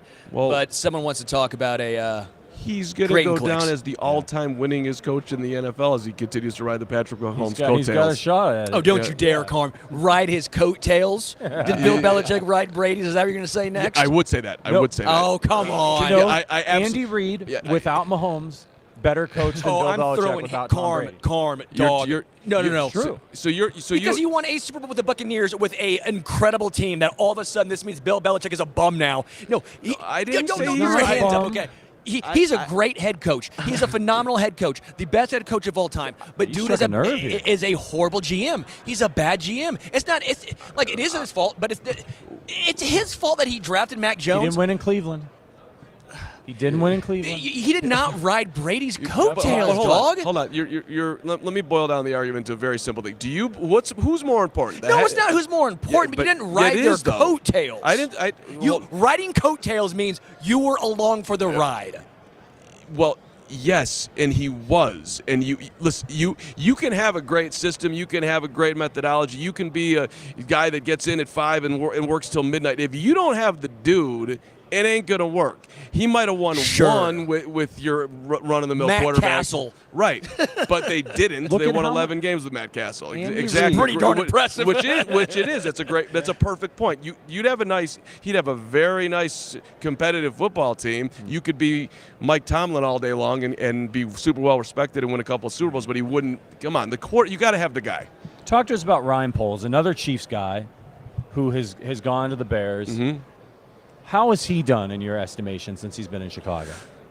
I'd give him a B+. I think he's very logical with the way he's gone about his business. The Chase Claypool trade obviously was a disaster, but I'm trying to get my guys some help. Here's a wide receiver, big wide receiver who's got some talent, who's available. Let me take a swing at this. Has played well before. It had been a minute, but had played well before. Okay, didn't work out. Next year, he's in the similar position. Bears aren't going to the playoffs. Montez Sweat's available. Do I do this again? And he had the confidence to make the trade. It's one of the better things that he's done. Plus, transform the defense. Transform the defense. Plus the DJ Moore Carolina trade. He's done a lot of good things. And he's missed on Claypool. He's missed on Velus Jones. He's got his misses too. He also, listen, he drafted a left tackle in the 5th round who started 2 consecutive years in Braxton Jones. Does he stay there? Maybe not, but it's still a good pick. Poles has done a good job, and I overall, I think he's got a lot of respect in the coaching staff. From what I've heard, a lot of the coaches that have left, they have a lot of respect for Poles, not necessarily the same for Eberflus. With Darnell Wright, this was a guy I wanted the Chiefs to get. The Bears drafted him a lot higher than I thought he was going to go, but I was a huge fan of Darnell Wright. What was he like for the Bears this year? Athletic, strong, up and down a little bit, but a very solid pick. I do think the Bears need all the help on the offensive line, so they needed him, but it was a thing where you have literally every single need. So when you look back on it, should they have taken Jalen Carter? Probably, but there was all this talk about Jalen Carter off the field, obviously. Yep. He was going down, and you needed help at tackle, and he was, in my opinion, one of the best tackles available. Yeah, the best tackle available at that point. Yeah, and just to raise my hand, it's not that I am a hypocrite on this. I said at the time, I'm not taking a dude who goes drag racing and 2 people die and you go and leave and hide in the corner. If he had owned up to it, like I did a lot of stupid shit when I was, 20, 25, let's go all the way out to 42. But he didn't, the way he was sneaking around with it, I'm not drafting that guy. But then, he starts out the year, he's hot as hell. I'm like, I probably was wrong. Well, look, it was never a question of talent. I mean, Right. I was, when the stories about Tyreek Hill, when the Chiefs drafted him, you're like, oh, okay, so he's fast. Right. We can find a fast guy. He obviously turns out to be a Hall of Fame player. So, it changes. When you see the results, it changes your opinion if they stay out of trouble. Obviously, I think Tyreek Hill's allegations are a bit more serious directly on him, whereas the other thing was a reckless accident. Yeah, that's fair. Yeah, but it's crazy, man. So what do you think for the Bears next year? You're going to have Caleb Williams. How does it turn out? 8-9. Sterling, it could be a solid 8-9, 1-win improvement. Sort of a thud landing. But look, people compare him to Patrick Mahomes. Listen, the Bears could have easily won 10 games this year. They had 3 losses that, it was impossible to lose one of them, let alone all 3. So the defense is improving. You also have the number 9 overall pick. So if you can add a quality Rome Odunze, whoever wide receiver at that spot, along with DJ, along with, I think you got to draft a center as well. So you're probably signing a veteran too. So there's a lot of moving parts here. But, and look, Jordan Love looks real. The Lions aren't going anywhere. The division is not going to be any easy thing for the Bears to get through. But I would expect the Bears to be a playoff team like next year with a rookie quarterback. I really would. Not anywhere close to the top of the NFC, but I do think they are in line to be a playoff team next season. Sometimes you see some teams start to make that turn mid-season. Early in the season when the Chiefs played the Bears, total disaster. Later in the season, you get the Montez Sweat trade, the defense starts to turn around, and you just saw this happen 2 years ago with the Detroit Lions. Right. Dan Campbell gives a crazy press conference. Everybody thinks the guy's a lunatic. He's talking about biting people's shins off. They come out, they lose a bunch of games, same old Lions. Then at the end of the season, they win a game. And then, the Lions are playing the Chiefs in week 1. Everybody's making fun of it. Come on, the Lions. It's not a sexy matchup. What happens? They win. They almost go to the Super Bowl. Maybe that's on the menu for the Bears next year. It sucks that it's not Lions-Chiefs right now. That would be so much more entertaining. And yes, look, it's kind of weird too. We want to be like the Lions, which is here's where we are, man. It's a weird thing to say. Have the mighty Bears have fallen? Right. Although haven't been mighty in forever, but yes. Yeah. Bring back Lovey. The thing that Detroit did though in their year before this season is they went in and beat Green Bay and ended Aaron Rodgers' life, and that was a sweet ending. And I was jealous of that Detroit got to do that. The Bears went into Green Bay last week of the season to stamp their season as like, yeah, we're going to miss the playoffs, but hey, first week we lost to the Packers 38-20. It was disgusting. Look at how far we've come. They go up there and they lose 17-9, and it ain't that close. Yeah. So I don't know if I don't see a 12-win rolling in, should have made it to the Super Bowl in-line team in the Bears like Detroit was. Detroit's roster was better, and Detroit's was just veteran quarterback. Yeah, I mean, they're just way more established than where the Bears are at right now. As we're here, obviously, in Vegas, talk Super Bowl now, what is a matchup you're looking forward to? Because I keep going back, and I think everyone's saying the same thing. McCaffrey versus the Chiefs linebackers. McCaffrey versus the Chiefs defensive line. But I'm sitting here. I'd love to get your thoughts. Maybe I'm a little too close to home here. I think that if the Chiefs want to stop McCaffrey on the ground, they can. It's through the air that actually makes me nervous. Yeah, that's interesting because if I'm San Francisco, I'm trying to control the clock, obviously, and keep the ball on the ground, and then use Purdy and his legs as well as they've used it in the playoffs to get first downs, keep the clock moving, keep Patrick off the field. What's interesting to me though is like, look, and it's odd to say, but there has been like some level of formula playing 4 across to slow down Mahomes and the Chiefs. So can San Francisco with their talent do that? Versus just Patrick's going to be himself and pick you apart and win his 3rd Super Bowl, which is just which is what I think is going to happen. The entire playoffs, I'm like, I can get points, and I'm getting Kansas City. Well, I'm going to do that. I don't care if they're on the road at Buffalo. I'm not taking the Bills. That's a bet you can handle losing, right? Right. Like you're not going to feel bad about making that bet. So, and we're in the same situation here where, although I guess there's more money now on the Chiefs than there were prior. Like if you look at where people are putting their dough, which makes me a little bit nervous that people, I'm always anti-public as to what exactly is going to happen here. But hey, the Bills were the favorites over the Chiefs. Yeah. Well, and even Hunter, executive leader of fan-sided video production, the most optimistic 49ers fan of all time, like literally never thinks they're going to lose.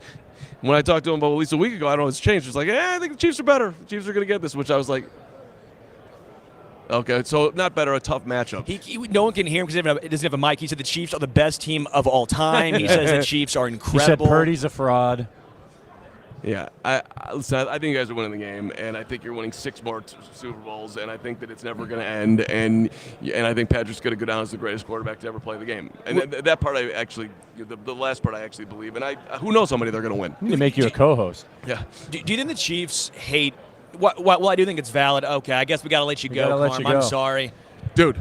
Bro, Carm, I'm mad. I'm going to ask the question you. of Chiefs' villainous intent and how they are now not America's team, but America's most hated No, you guys team. are exhausting, and you become the Patriots, and we're all rooting for you to lose. But I try to find the little sweet spot in my heart where I got love for Kansas City, I got love for FanSide, I got love for Arrowhead Addict, all the things. So just keep it rolling, and when we get there someday, hopefully we'll see you there. Appreciate it, man. Super Bowl 61. There it is. 75. Mark Carman Thanks, guys. from CHGO. If you ever want to find out what's going on in Chicago sports, check out CHGO on YouTube. Who we got, Sterling?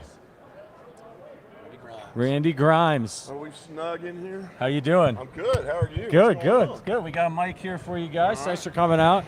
Randy Grimes, former center for the Tampa Bay Buccaneers, and Bobby Williams, founder of Stratosphere ATC LLC. Tell us about it. Such a cool thing. Stratosphere ATC, Let me show you. So Okay. you get an idea there. All right. That's look the at chamber that. itself. Okay. Yeah. These are the people that are showing up.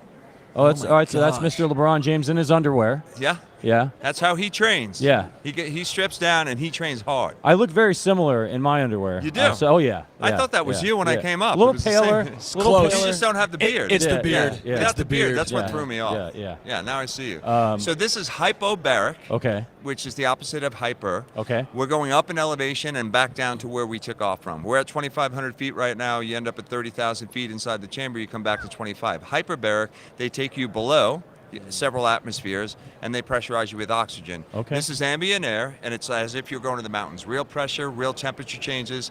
We train inside there with treadmills, bicycles, Versa climbers. We can get any piece of equipment in there, basically, rowing machines. And so when you go up and down quickly, it hits a molecular switch in your body to start turning on a whole host of health benefits. Okay. VO2 max goes up, EPO, erythroprotein, that's what your kidneys make. Okay. Lance Armstrong directed that triples in your body. wow. Your testosterone goes up, your VO2 max goes up, your red blood cell count goes up.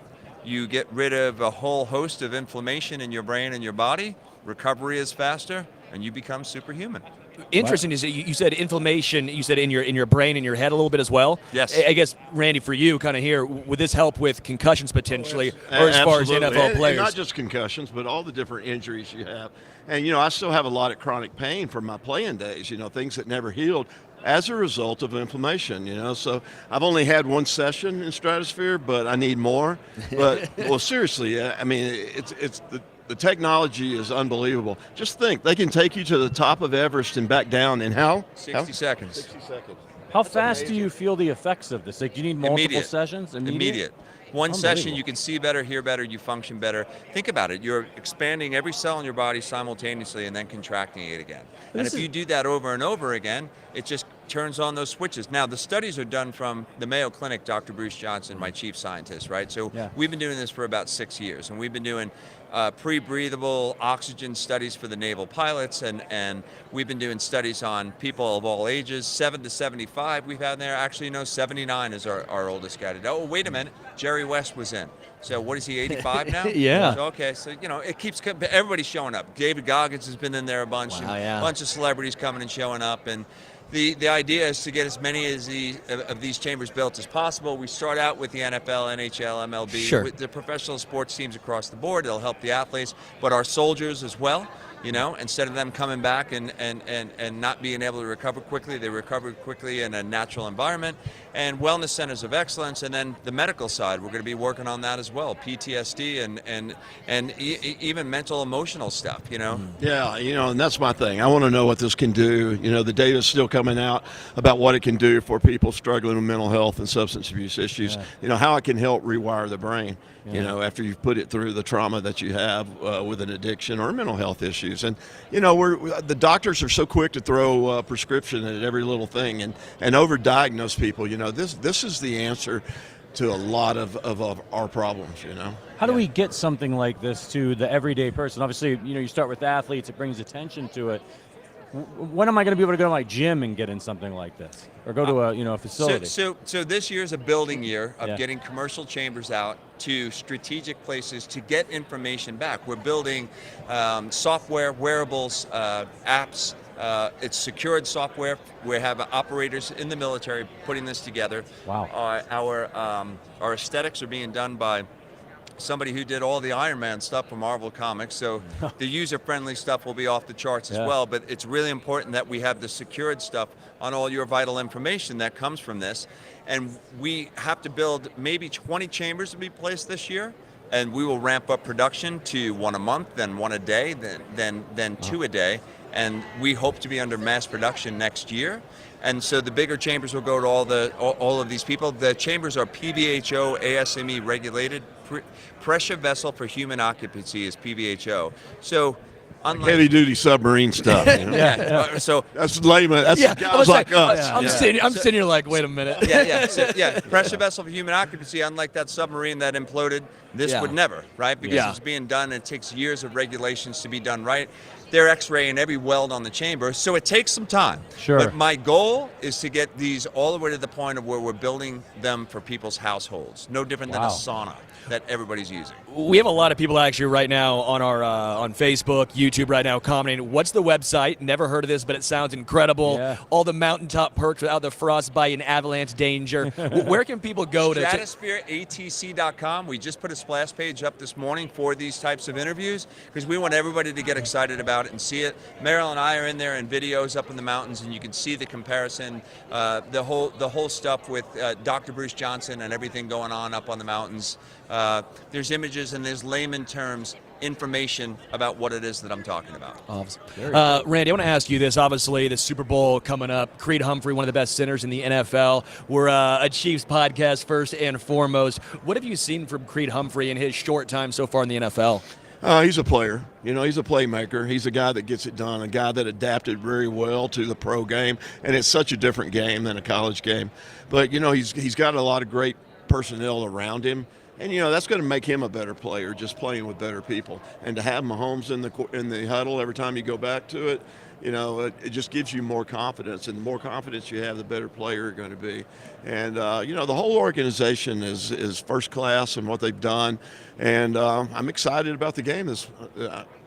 Two really good offensive lines, I think. And they're going to need that because there's two really good defensive lines. I want to ask you about the tush push. Would the tush push have worked back in the 80s, and do you think it should be outlawed? I don't. You're the authority on it. No, I'm not. But, if we saw it happening a lot, it's pretty entertaining. So right now I'm going to say let's leave it because I like to watch it. But eventually somebody's going to get some, pretty seriously hurt in that because when people are jacking you up from the back and running into your kidneys and everything, eventually that's going to stop. But then you go to it's something else to entertain us, right? But then you put it right. We got a way to heal them, right? You hurt people and then you heal them. Right. Obviously, Jason Kelce has. Right, it is more. You hurt him and then you heal him. Right. The NFL stratosphere. Boom. As far as Jason Kelce goes, we don't know if he's going to retire or not. The rumors are obviously circulating. Is he a Hall of Famer in your mind? I know it's really difficult, I think, for some sinners to get there, but he's had such an incredible career and almost made playing center popular, if that makes sense, and part of that's obviously Travis as well, but he really has made playing center almost a sexy position. No, that's not possible. You saw him with the shirt off. Come on now. You've overstated it a lot, right? You usually don't hear about the center unless something goes wrong. Until you get a holding call, that's right. He's got a great career. What makes him any better than some of the other great centers that we've had? Mike Webster, Bart Oates, some of the great all-pros, Hall of Famers that are in there. I don't know. Who am I to say whether or not he's in the Hall of Fame or not? But he's had a great career. He's been able to feed his family and play for a successful team, go to a couple Super Bowls. What else can you ask for? I never got those opportunities, playing for the Buccaneers.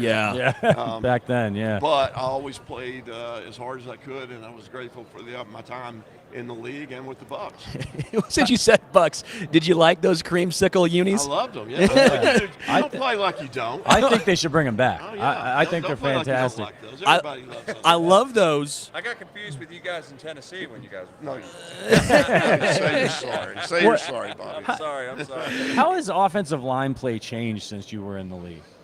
They're not as tough as we were. Was number one. A little more finesse. A little more finesse. A little more entitled coming out of college. And they're bigger. They're stronger. Yeah. They're not as smart as we were. They make more money than we do. There's a lot there. That's what makes them smarter. Right. So there's all your changes right there. Some of these guys are huge, big corn-fed boys, When you look at the Super Bowl match between the 49ers and the Chiefs here, it's a little bit of different styles, but I will say the Chiefs were that finesse team. But this year they've become more physical, especially down the stretch. How do you think these two teams match up together? I think they're both pretty physical. I like the matchups in the middle. And when I watch a football game, that's what I watch. I watch the interior line, And but I do like all the matchups that are across the line of scrimmage, and I'm looking for some entertaining football. Yeah, it's going to be a good one. I wanted to ask you played with Steve Young. I did. Before he was Steve Young. Yeah, well, that's true. You know, the team wasn't very good.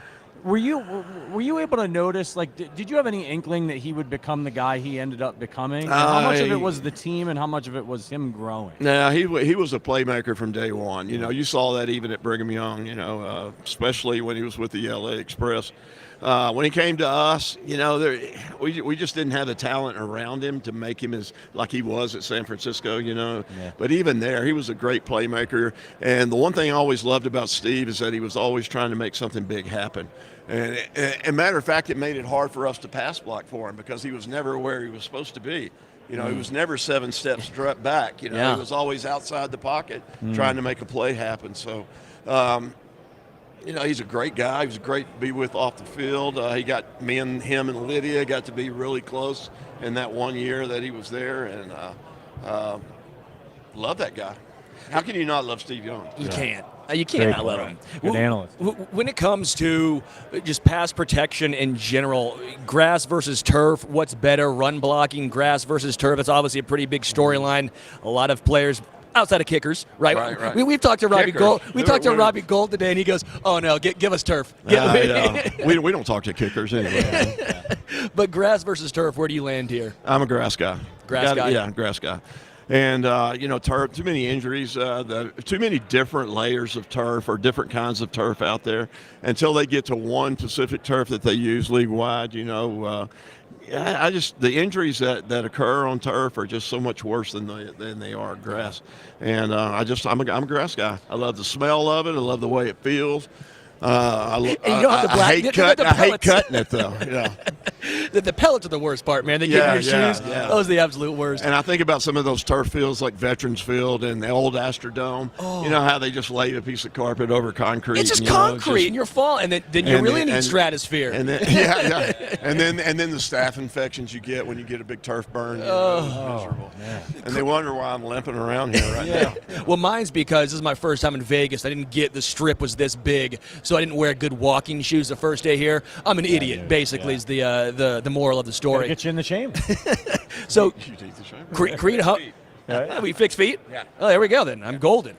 Creed Humphreys had a little issue with snapping recently. A lot of little grounders getting thrown back to Patrick Mahomes. Is that more mental or more physical?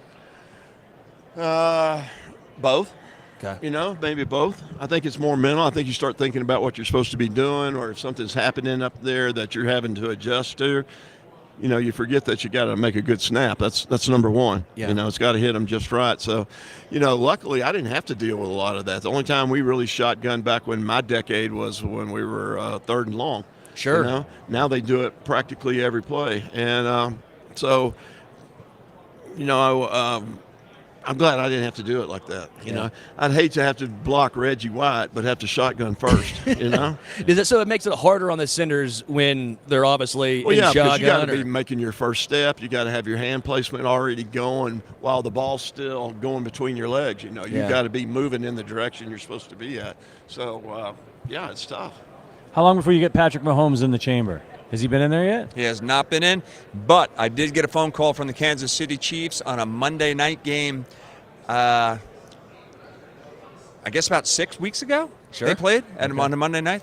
I don't remember how that happened, but they called me up and talked about it and talked about how they'd like to have that chamber and come and check it out. So I think after season's over, which is coming up quick, we're gonna have a lot of movement. Yeah, a lot great. And y'all need to get the word out that I'm available to help Patrick's dad. Oh, okay. Yeah. There we go. Just kind of throw. You gonna start snapping? No, well, you never know, and whatever it takes. So throw that out there. You know? You've done a lot of counseling on addiction, correct? Right, substance abuse, mental health. Right. Yeah, been through it all. Well, guys, before you go, final score predictions for us. Oh, you want to score? Oh, yeah. Oh, we want to score, baby. We got a tight game. It's Tuesday. I'm saying 28-21, but I just threw that out there. That just flew out of my rear end. Okay. You know, I got to go with the 49ers only because I'm a NFC guy. Hey, Okay. I can appreciate that. I can appreciate that. Bobby. Loyal man. The young quarterback, come on. McCaffrey, they're going to do it. Come on. Come on. Come on. Patrick Mahomes, pretty good. It's going to be a good game. It's going to be a good There'll game. be a lot of great plays out there. Yeah, it'll be a good story either way. Hey, Yeah. I'm just up for a great game. Yeah. You know, you don't want it to be 24-0 at the halftime. Everybody loses interest. You want to really. The playoff games were amazing. If we can have some games like that, I mean, they were tight. All those games. Yeah, indeed. Well, fellas, thank you so much for coming by. Thanks for having Great to us. meet you. Yeah, pleasure. Yeah. Take I got care. a far away left-hand handshake. We're bringing it back. Ambidextrous right there.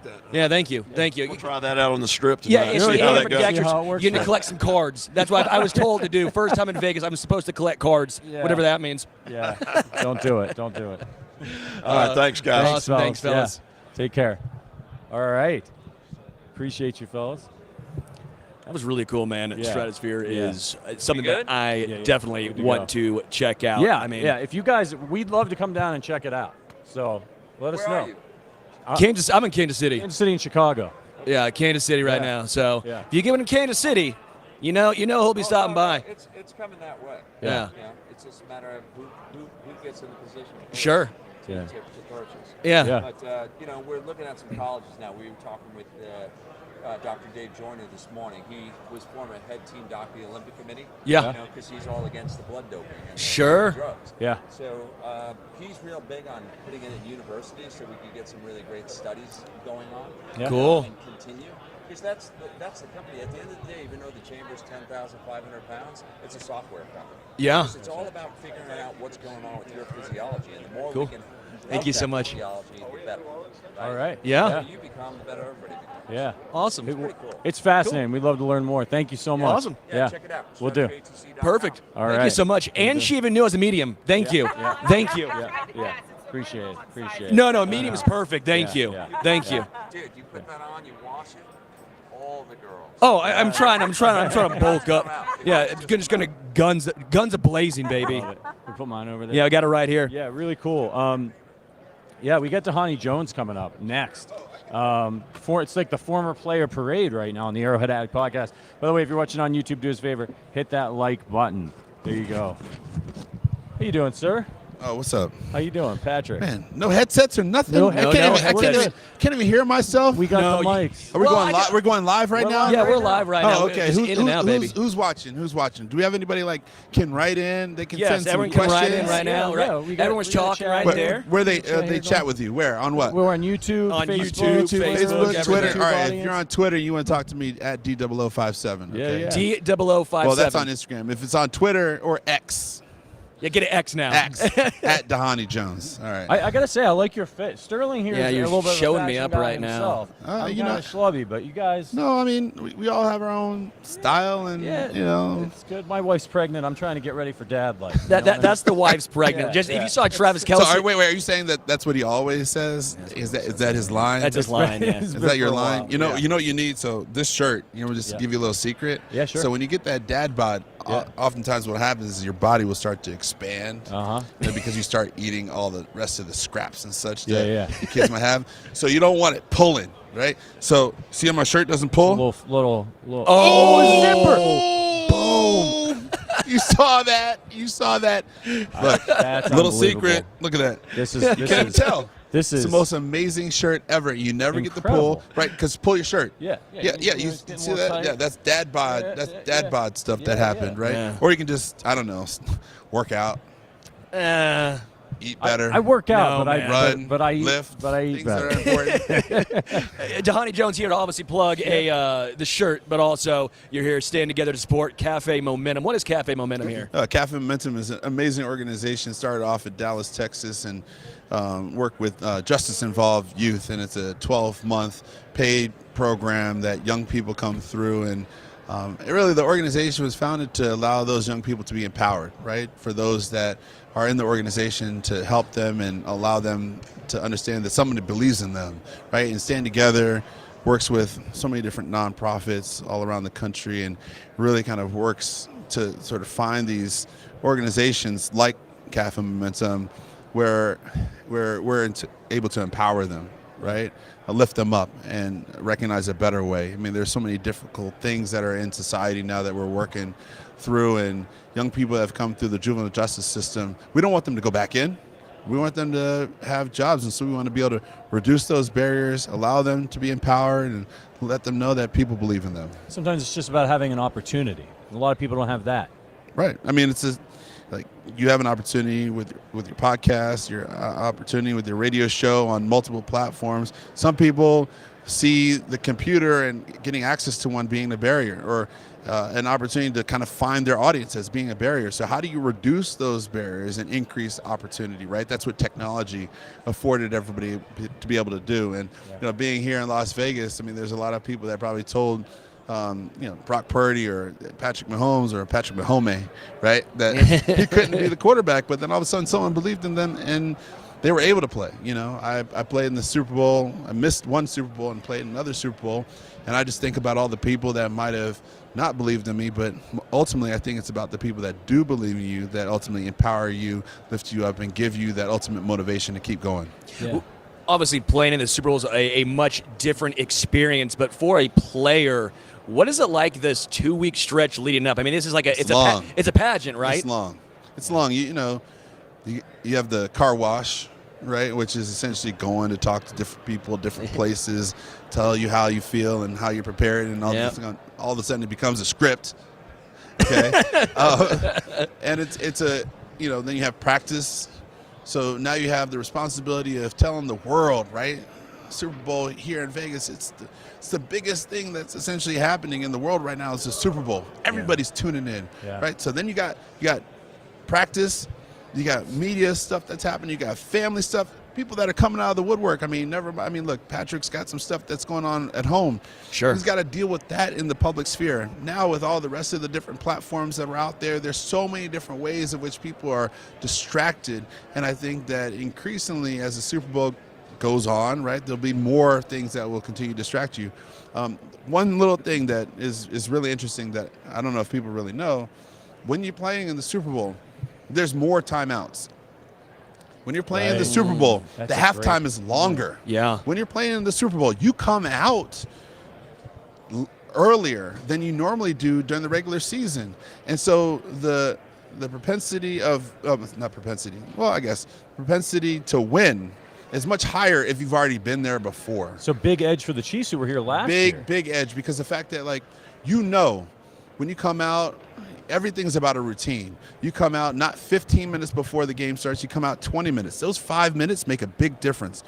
When you go in for halftime, you come out, right, 5 minutes longer. So your body has more time to recover, but at the same time relax. Yeah. Right? And then the amount of other, commercials and other things and breaks cause problems too. Yeah. Now you played for Andy Reid in Philly. And Steve Spags. Yeah, and Spags. Spags. Yeah. What is it about Andy Reid that you think has made him such a successful head coach? Well, I think he's always had his routine. I think he's always had his strategy. It's kind of like a person that has their own business, an entrepreneur. You have your formula, and you believe in your formula, and because your formula works. And you stick to your formula. Now you make a couple adjustments here or there, but you got to be a little bit stubborn in terms of like the way you're running your organization and the way that you're operating. I think Andy's been reticent or resilient. I don't know. I think I'd probably say both. Reticent in the fact that what he wants to do is what he wants to do. Resilient meaning that he's stuck with him. Yeah. You were looking at dictionary.com. Yeah, I was thinking. You're like, reticent and resilient. Yeah. Is Dhani getting it right? I'm not right. gonna lie. I'm trying to read War and Peace right now, Yeah. and so I'm having to look up like every other Are word. you lifting at the same time? Yeah, it's too heavy. Get your workout in. But Andy has a formula, and that formula has worked. Now, when he was at Philadelphia, the formula stopped at the NFC Championship, but since Kansas City, it's gone through to the Super Bowl. I want to bring up Spags again. Has he always been this creative again? I'm a little younger. That's Jim Johnson. That's all Jim Johnson. Jim Johnson, defensive coordinator for the Eagles, when he was a linebacker coach and my linebacker coach, that's where he learned it, right? All these coaches are traced back to a coaching tree. Sure. Andy has a coaching tree, right? Steve has a coaching tree, right? But Andy's actually part of his coaching tree because when he became a head coach over the Giants, it's a coaching tree. So A lot of things are traced back to people that have taught you. The way that you all interview and the way that you all are doing this amazing show are traced back to people that you all seen, that you have seen in the past that you try to emulate here today. Yeah. Well, we know you got to get out of here. So before you leave, we got to ask you, final score prediction. What do you got? Well, before I give you a final score prediction, okay. All right. Make sure you guys go. Cafe Momentum is going to have a booth over by the SiriusXM and the FanDuel corner, right? Okay. So the 7th and the 8th of February from 11 o'clock till 1 o'clock. And a lot of the justice, those that have been in the juvenile justice system will be over there. The ambassadors, they have been a part of the system, and then they have also worked through Cafe Momentum. So you'll get a chance to meet them. So I encourage everybody to go over there to be able to do that. And you can go to cafemomentum.org/Super Bowl. All right, so check that out. All right, I want to make sure you do that. Do it. The Super Bowl, I think it's going to be a 30 to 20, 26 type of game. I like that, 30 to 26. Okay. There's going to be a lot of points scored, but I think Patrick, he just kind of got that wiggle. No one else has a wiggle like Patrick. Yeah, he does. He does. He runs like he looks like he has to go to the bathroom, but he's fast. I mean, I would use a different I don't know if I would. description That's a unique description. It's a I would just say that he's got a wiggle. He's got a wiggle.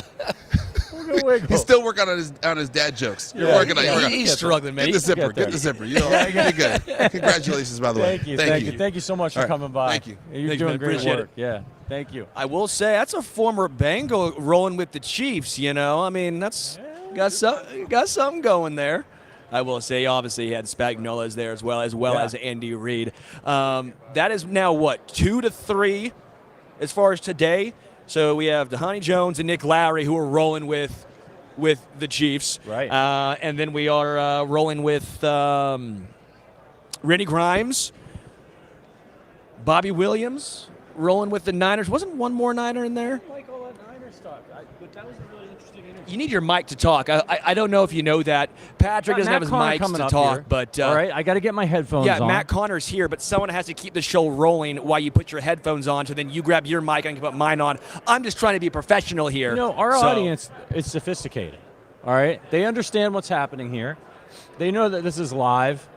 Again, if you're watching on YouTube, hit that like button for us, and let's get some more Chiefs fans in here as we are going to start wrapping this one up for you with our guy Matt Connor, and he is in. So Matt Connor, editor-in-chief over at arrowheadaddict.com, and of course our co-host here on the Arrowhead Addict podcast. Matt is furiously working with the whole team at Arrowhead Addict. Why are you so angrily working, Matt? To get everyone ready for the Super Bowl. How's it going, Matt? I'm good. We miss you guys. There's Matt, I miss you so much, man. I want to give you a big old hug, dude. I can't see your dome right now. Can't see your beautiful mug. But if I could give you a hug, I totally would. He's going to pop up on the screen here. It'll happen. I'll be there. It's a delay. By the way, guys, I was in Vegas last week. I got COVID from seeing U2 at the Sphere. I went to that big, giant building. Ended up with COVID, came back. It was worth seeing. But when I was there, I saw tons of Chiefs jerseys, well before Super Bowl time. There were just Chiefs stuff everywhere. Yeah. And I would stop every one of them. I'm like, hey, do you get have you gotten any flack for being here in Vegas? And every single person was like, no, man, I just get high fives from other Chiefs fans who are like, yeah, me too.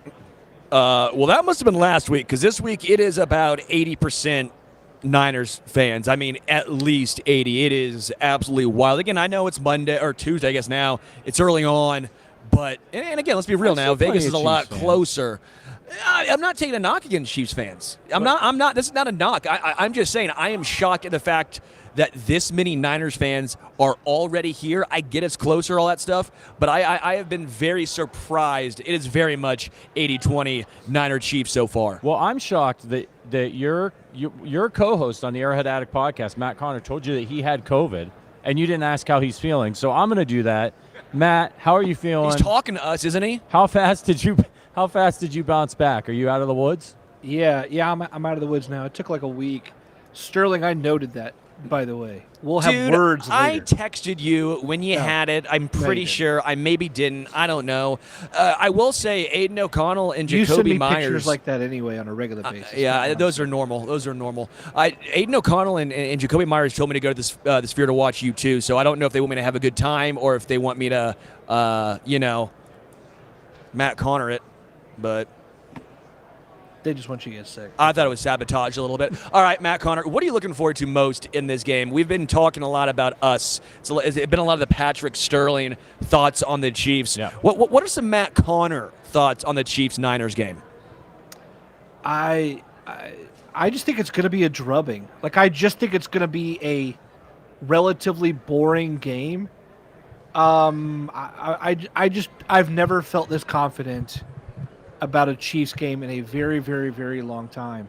And it's not even that the Chiefs have looked overly dominant this year compared, like, they feel less, I don't know, together than other years maybe. But, honestly, I don't know. We've already the Chiefs have won with margin on the road in Baltimore. They won with margin on the road in Buffalo. Oh, steamrolled with the Miami margin. Dolphins. I mean, come on. That Buffalo game was nerve-wracking. Even the Ravens game, to an extent. But when you fumble out the end zone, I mean, but they what do I'm this saying stuff is, every single game, brother. I mean, every single game is penalties. It's losing the turnover margin. Come on now. I'm saying the Chiefs have gone on the road in these situations where the other team has to have that game, is dying to have that game, is clamoring for the chance to get this monkey off their back. And in these situations, the Chiefs shoot themselves in the foot once, maybe even twice, maybe even three times, and still win on the road. And now they're here. They're here again. And watch the way they conduct themselves in pressers this week. Look, man, they've been here. They know what they're doing. Against Kyle Shanahan, who hasn't been able to get it done before, I just don't even think it's going to be all that great of a matchup. What makes you so confident, though? I mean, this 49ers team has been favored in every game this season. They have playmakers all over the offense. I know the Chiefs' defense is good, but you got Christian McCaffrey, you got Ayuk, you got Kittle. Why would I worry about any of those guys when this defense is also playing historically? We need to talk about the Chiefs' defenders with the same sort of awe and marveling that we talk about the Niners' offensive pieces.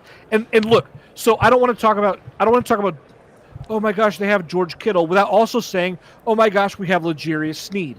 I don't want to say, oh my gosh, they have Deebo Samuel, without saying, oh my gosh, we have Chris Jones. I'm just not going to say what? Sorry, as your hype man, I'm just saying, love it in the background. I'm ready to run through a fucking wall right now. So keep going. Background. Keep going. Well, so look, here's the thing. If I said what's the most, like, just forget all of football, basics wise, what's the most important thing you have to have? Quarterback. Then put Brock Purdy up against Patrick Mahomes, and tell me by how many multiples the Chiefs are winners there. Then say, what else is the major thing? Coaching staff. Tell me which coaching staff, not only at the top, Andy Reid versus Shanahan, but just multiples of having that continuity at every. I mean, we're talking about Spagnuolo, who I couldn't believe he didn't get any votes for assistant coach of the year. Couldn't believe it this year, but he should be. He's extraordinary. So all I'm saying is, in the most important categories, the Chiefs are stomping all over them. Then if you want to go like, oh, well, they've got these other stars. The Chiefs do too. We're just not used to talking about the defense in that way. In 5 years and 10 years, you're going to go, there were multiple Hall of Famers on that defense overall. I think we're going to be saying that. Who do you think they are? So I just think we're not there yet because they're so young. Who do you think the Hall of Famers on that defense are? I think Jones and McDuffie are going to get there. I know that's saying so early, but I think they're going to get there. Sneed is, of course, a lockdown. I think he's Hall of Fame, whatever. But he's all pro talent. The linebackers are as deep as they get, around. You got the top corner combination. You're going to miss some guys. I don't like the fact that Omenihu's out. I don't like the lack of safety depth with Cook out. Edwards has been injured recently. That could be a steep fall. But just overall, man. I don't know, man. We want to tickle we want to we want to play up the Niners playmakers like the Chiefs don't have mirror image answers on defense, and they do.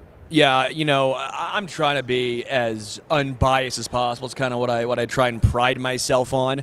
I think the Niners are a little bit better than maybe you're giving credit to, and this is going to be a closer game potentially than you're giving credit to. But I completely understand where you're coming from. It has been a lot of, well, what about the weapons? The weapons. With you're right, not enough talk about what the Chiefs can do to mirror that. I thought the Ravens were actually a horrendous matchup for Kansas City.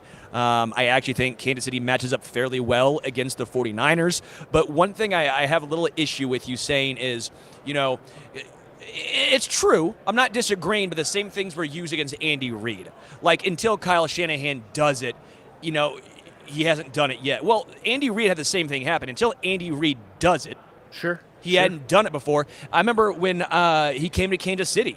Like, I was thrilled, and I lived in Philly. I knew a lot of Philly people were like, you're going to love him in the regular season, but he's never going to get it done. He will never get it done. They firmly believe that. But then what happened? He broke through. So I think it's a little unfair to say, well, because Kyle Shanahan hasn't done it yet, it means he won't do it. I think it's a little bit of a we forget the same narrative was used against Andy Reid.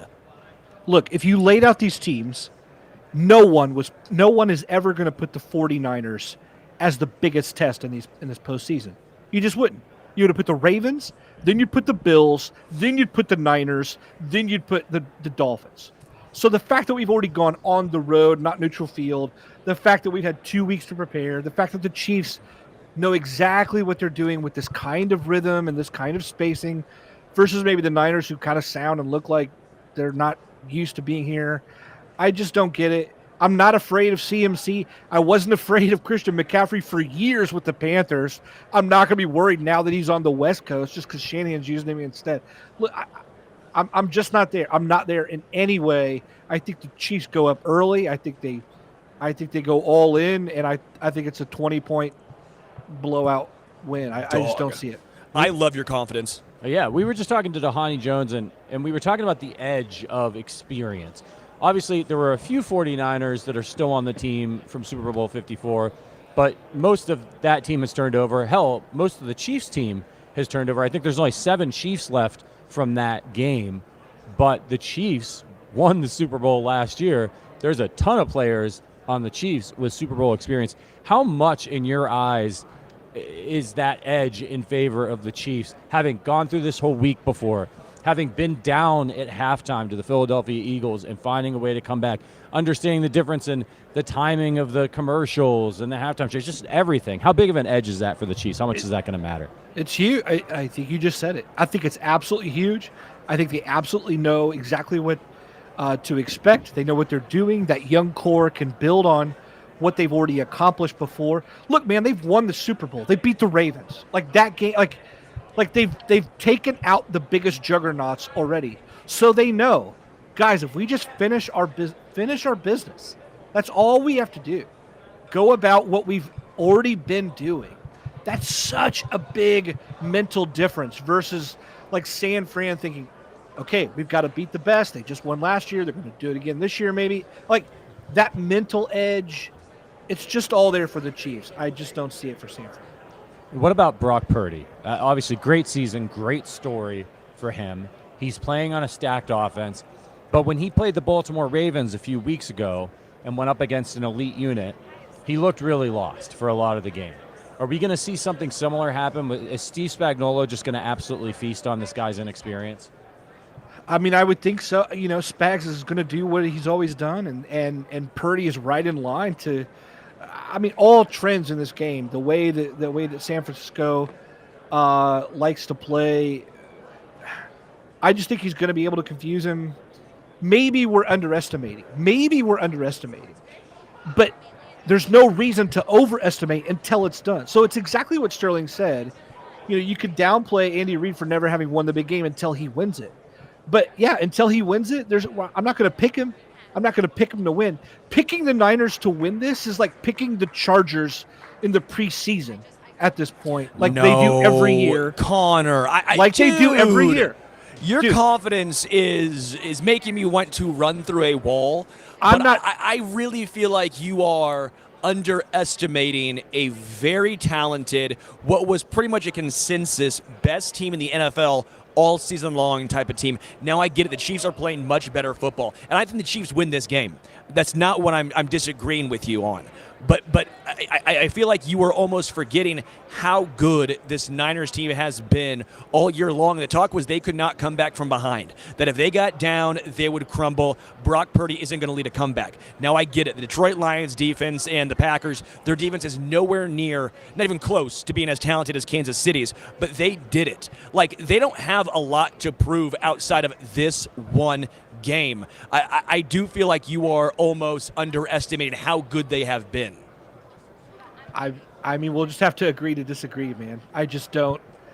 A comeback win against the Detroit Lions is not going to move the meter for me, like, in any way, shape, or form. I love it, man. You got me fired up. I was worried. About the game. I was worried about the Niners offense, but now I think the Chiefs are going to hang 50 on them. Shut out. You know, Shanahan's going to retire at halftime. Come on board the realism train.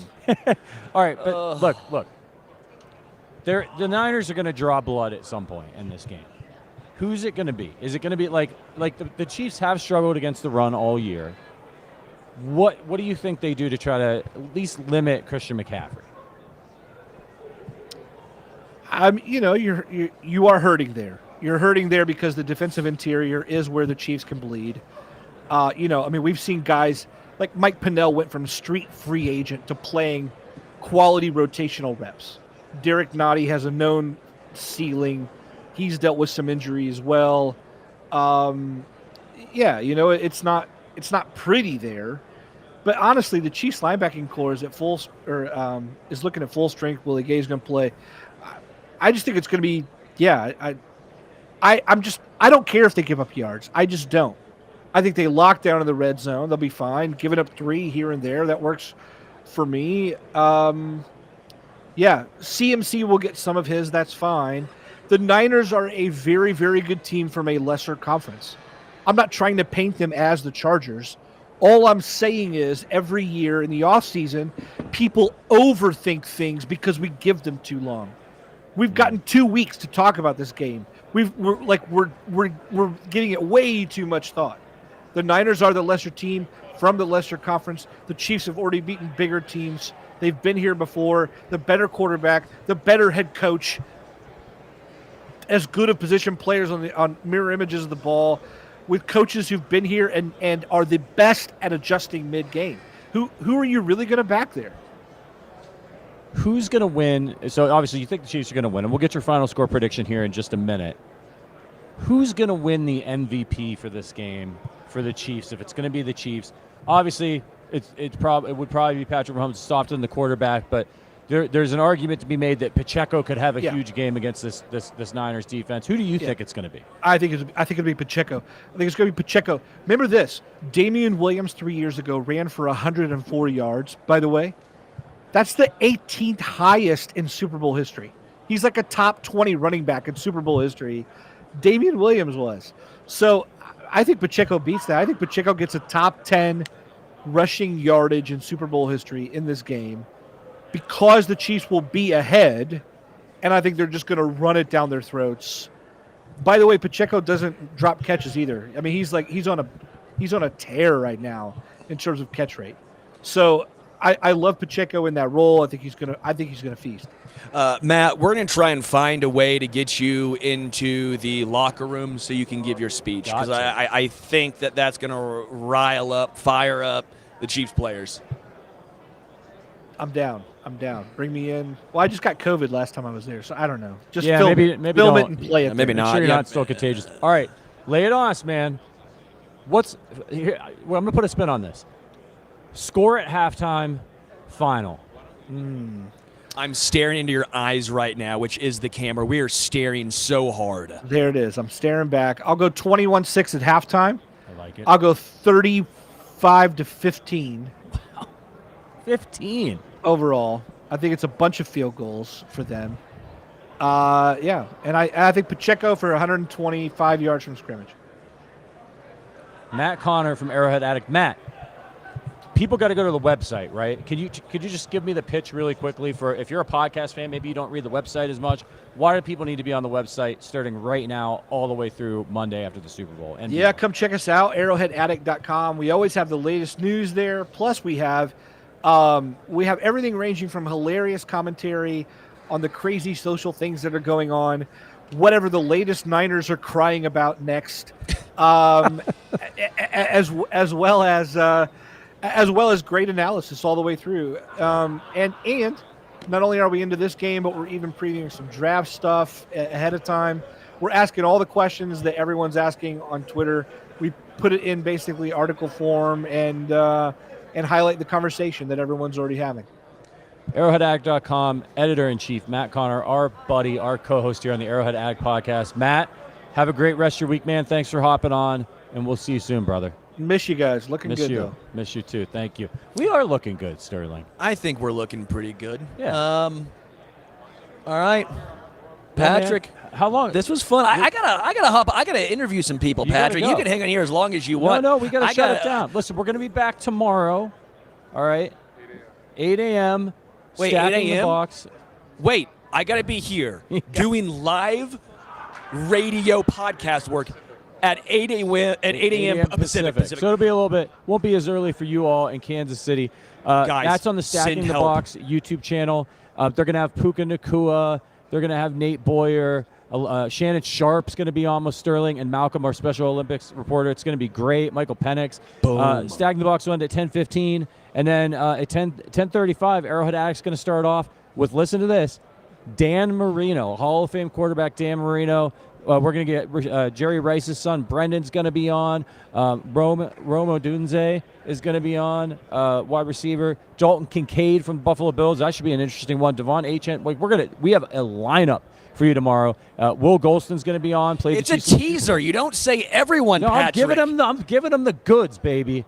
Make sure you are here tomorrow, and I will tease Thursday is even better than that lineup. So make sure you keep it here. ArrowheadAddict.com, Arrowhead Addict YouTube channel. Like, subscribe. We're going to get out of here. We got some gambling to do. We got a media party tonight. Sterling's got interviews. I got to work. We got to work. We will see you guys back here tomorrow bright and early. But until then, as always, go Chiefs.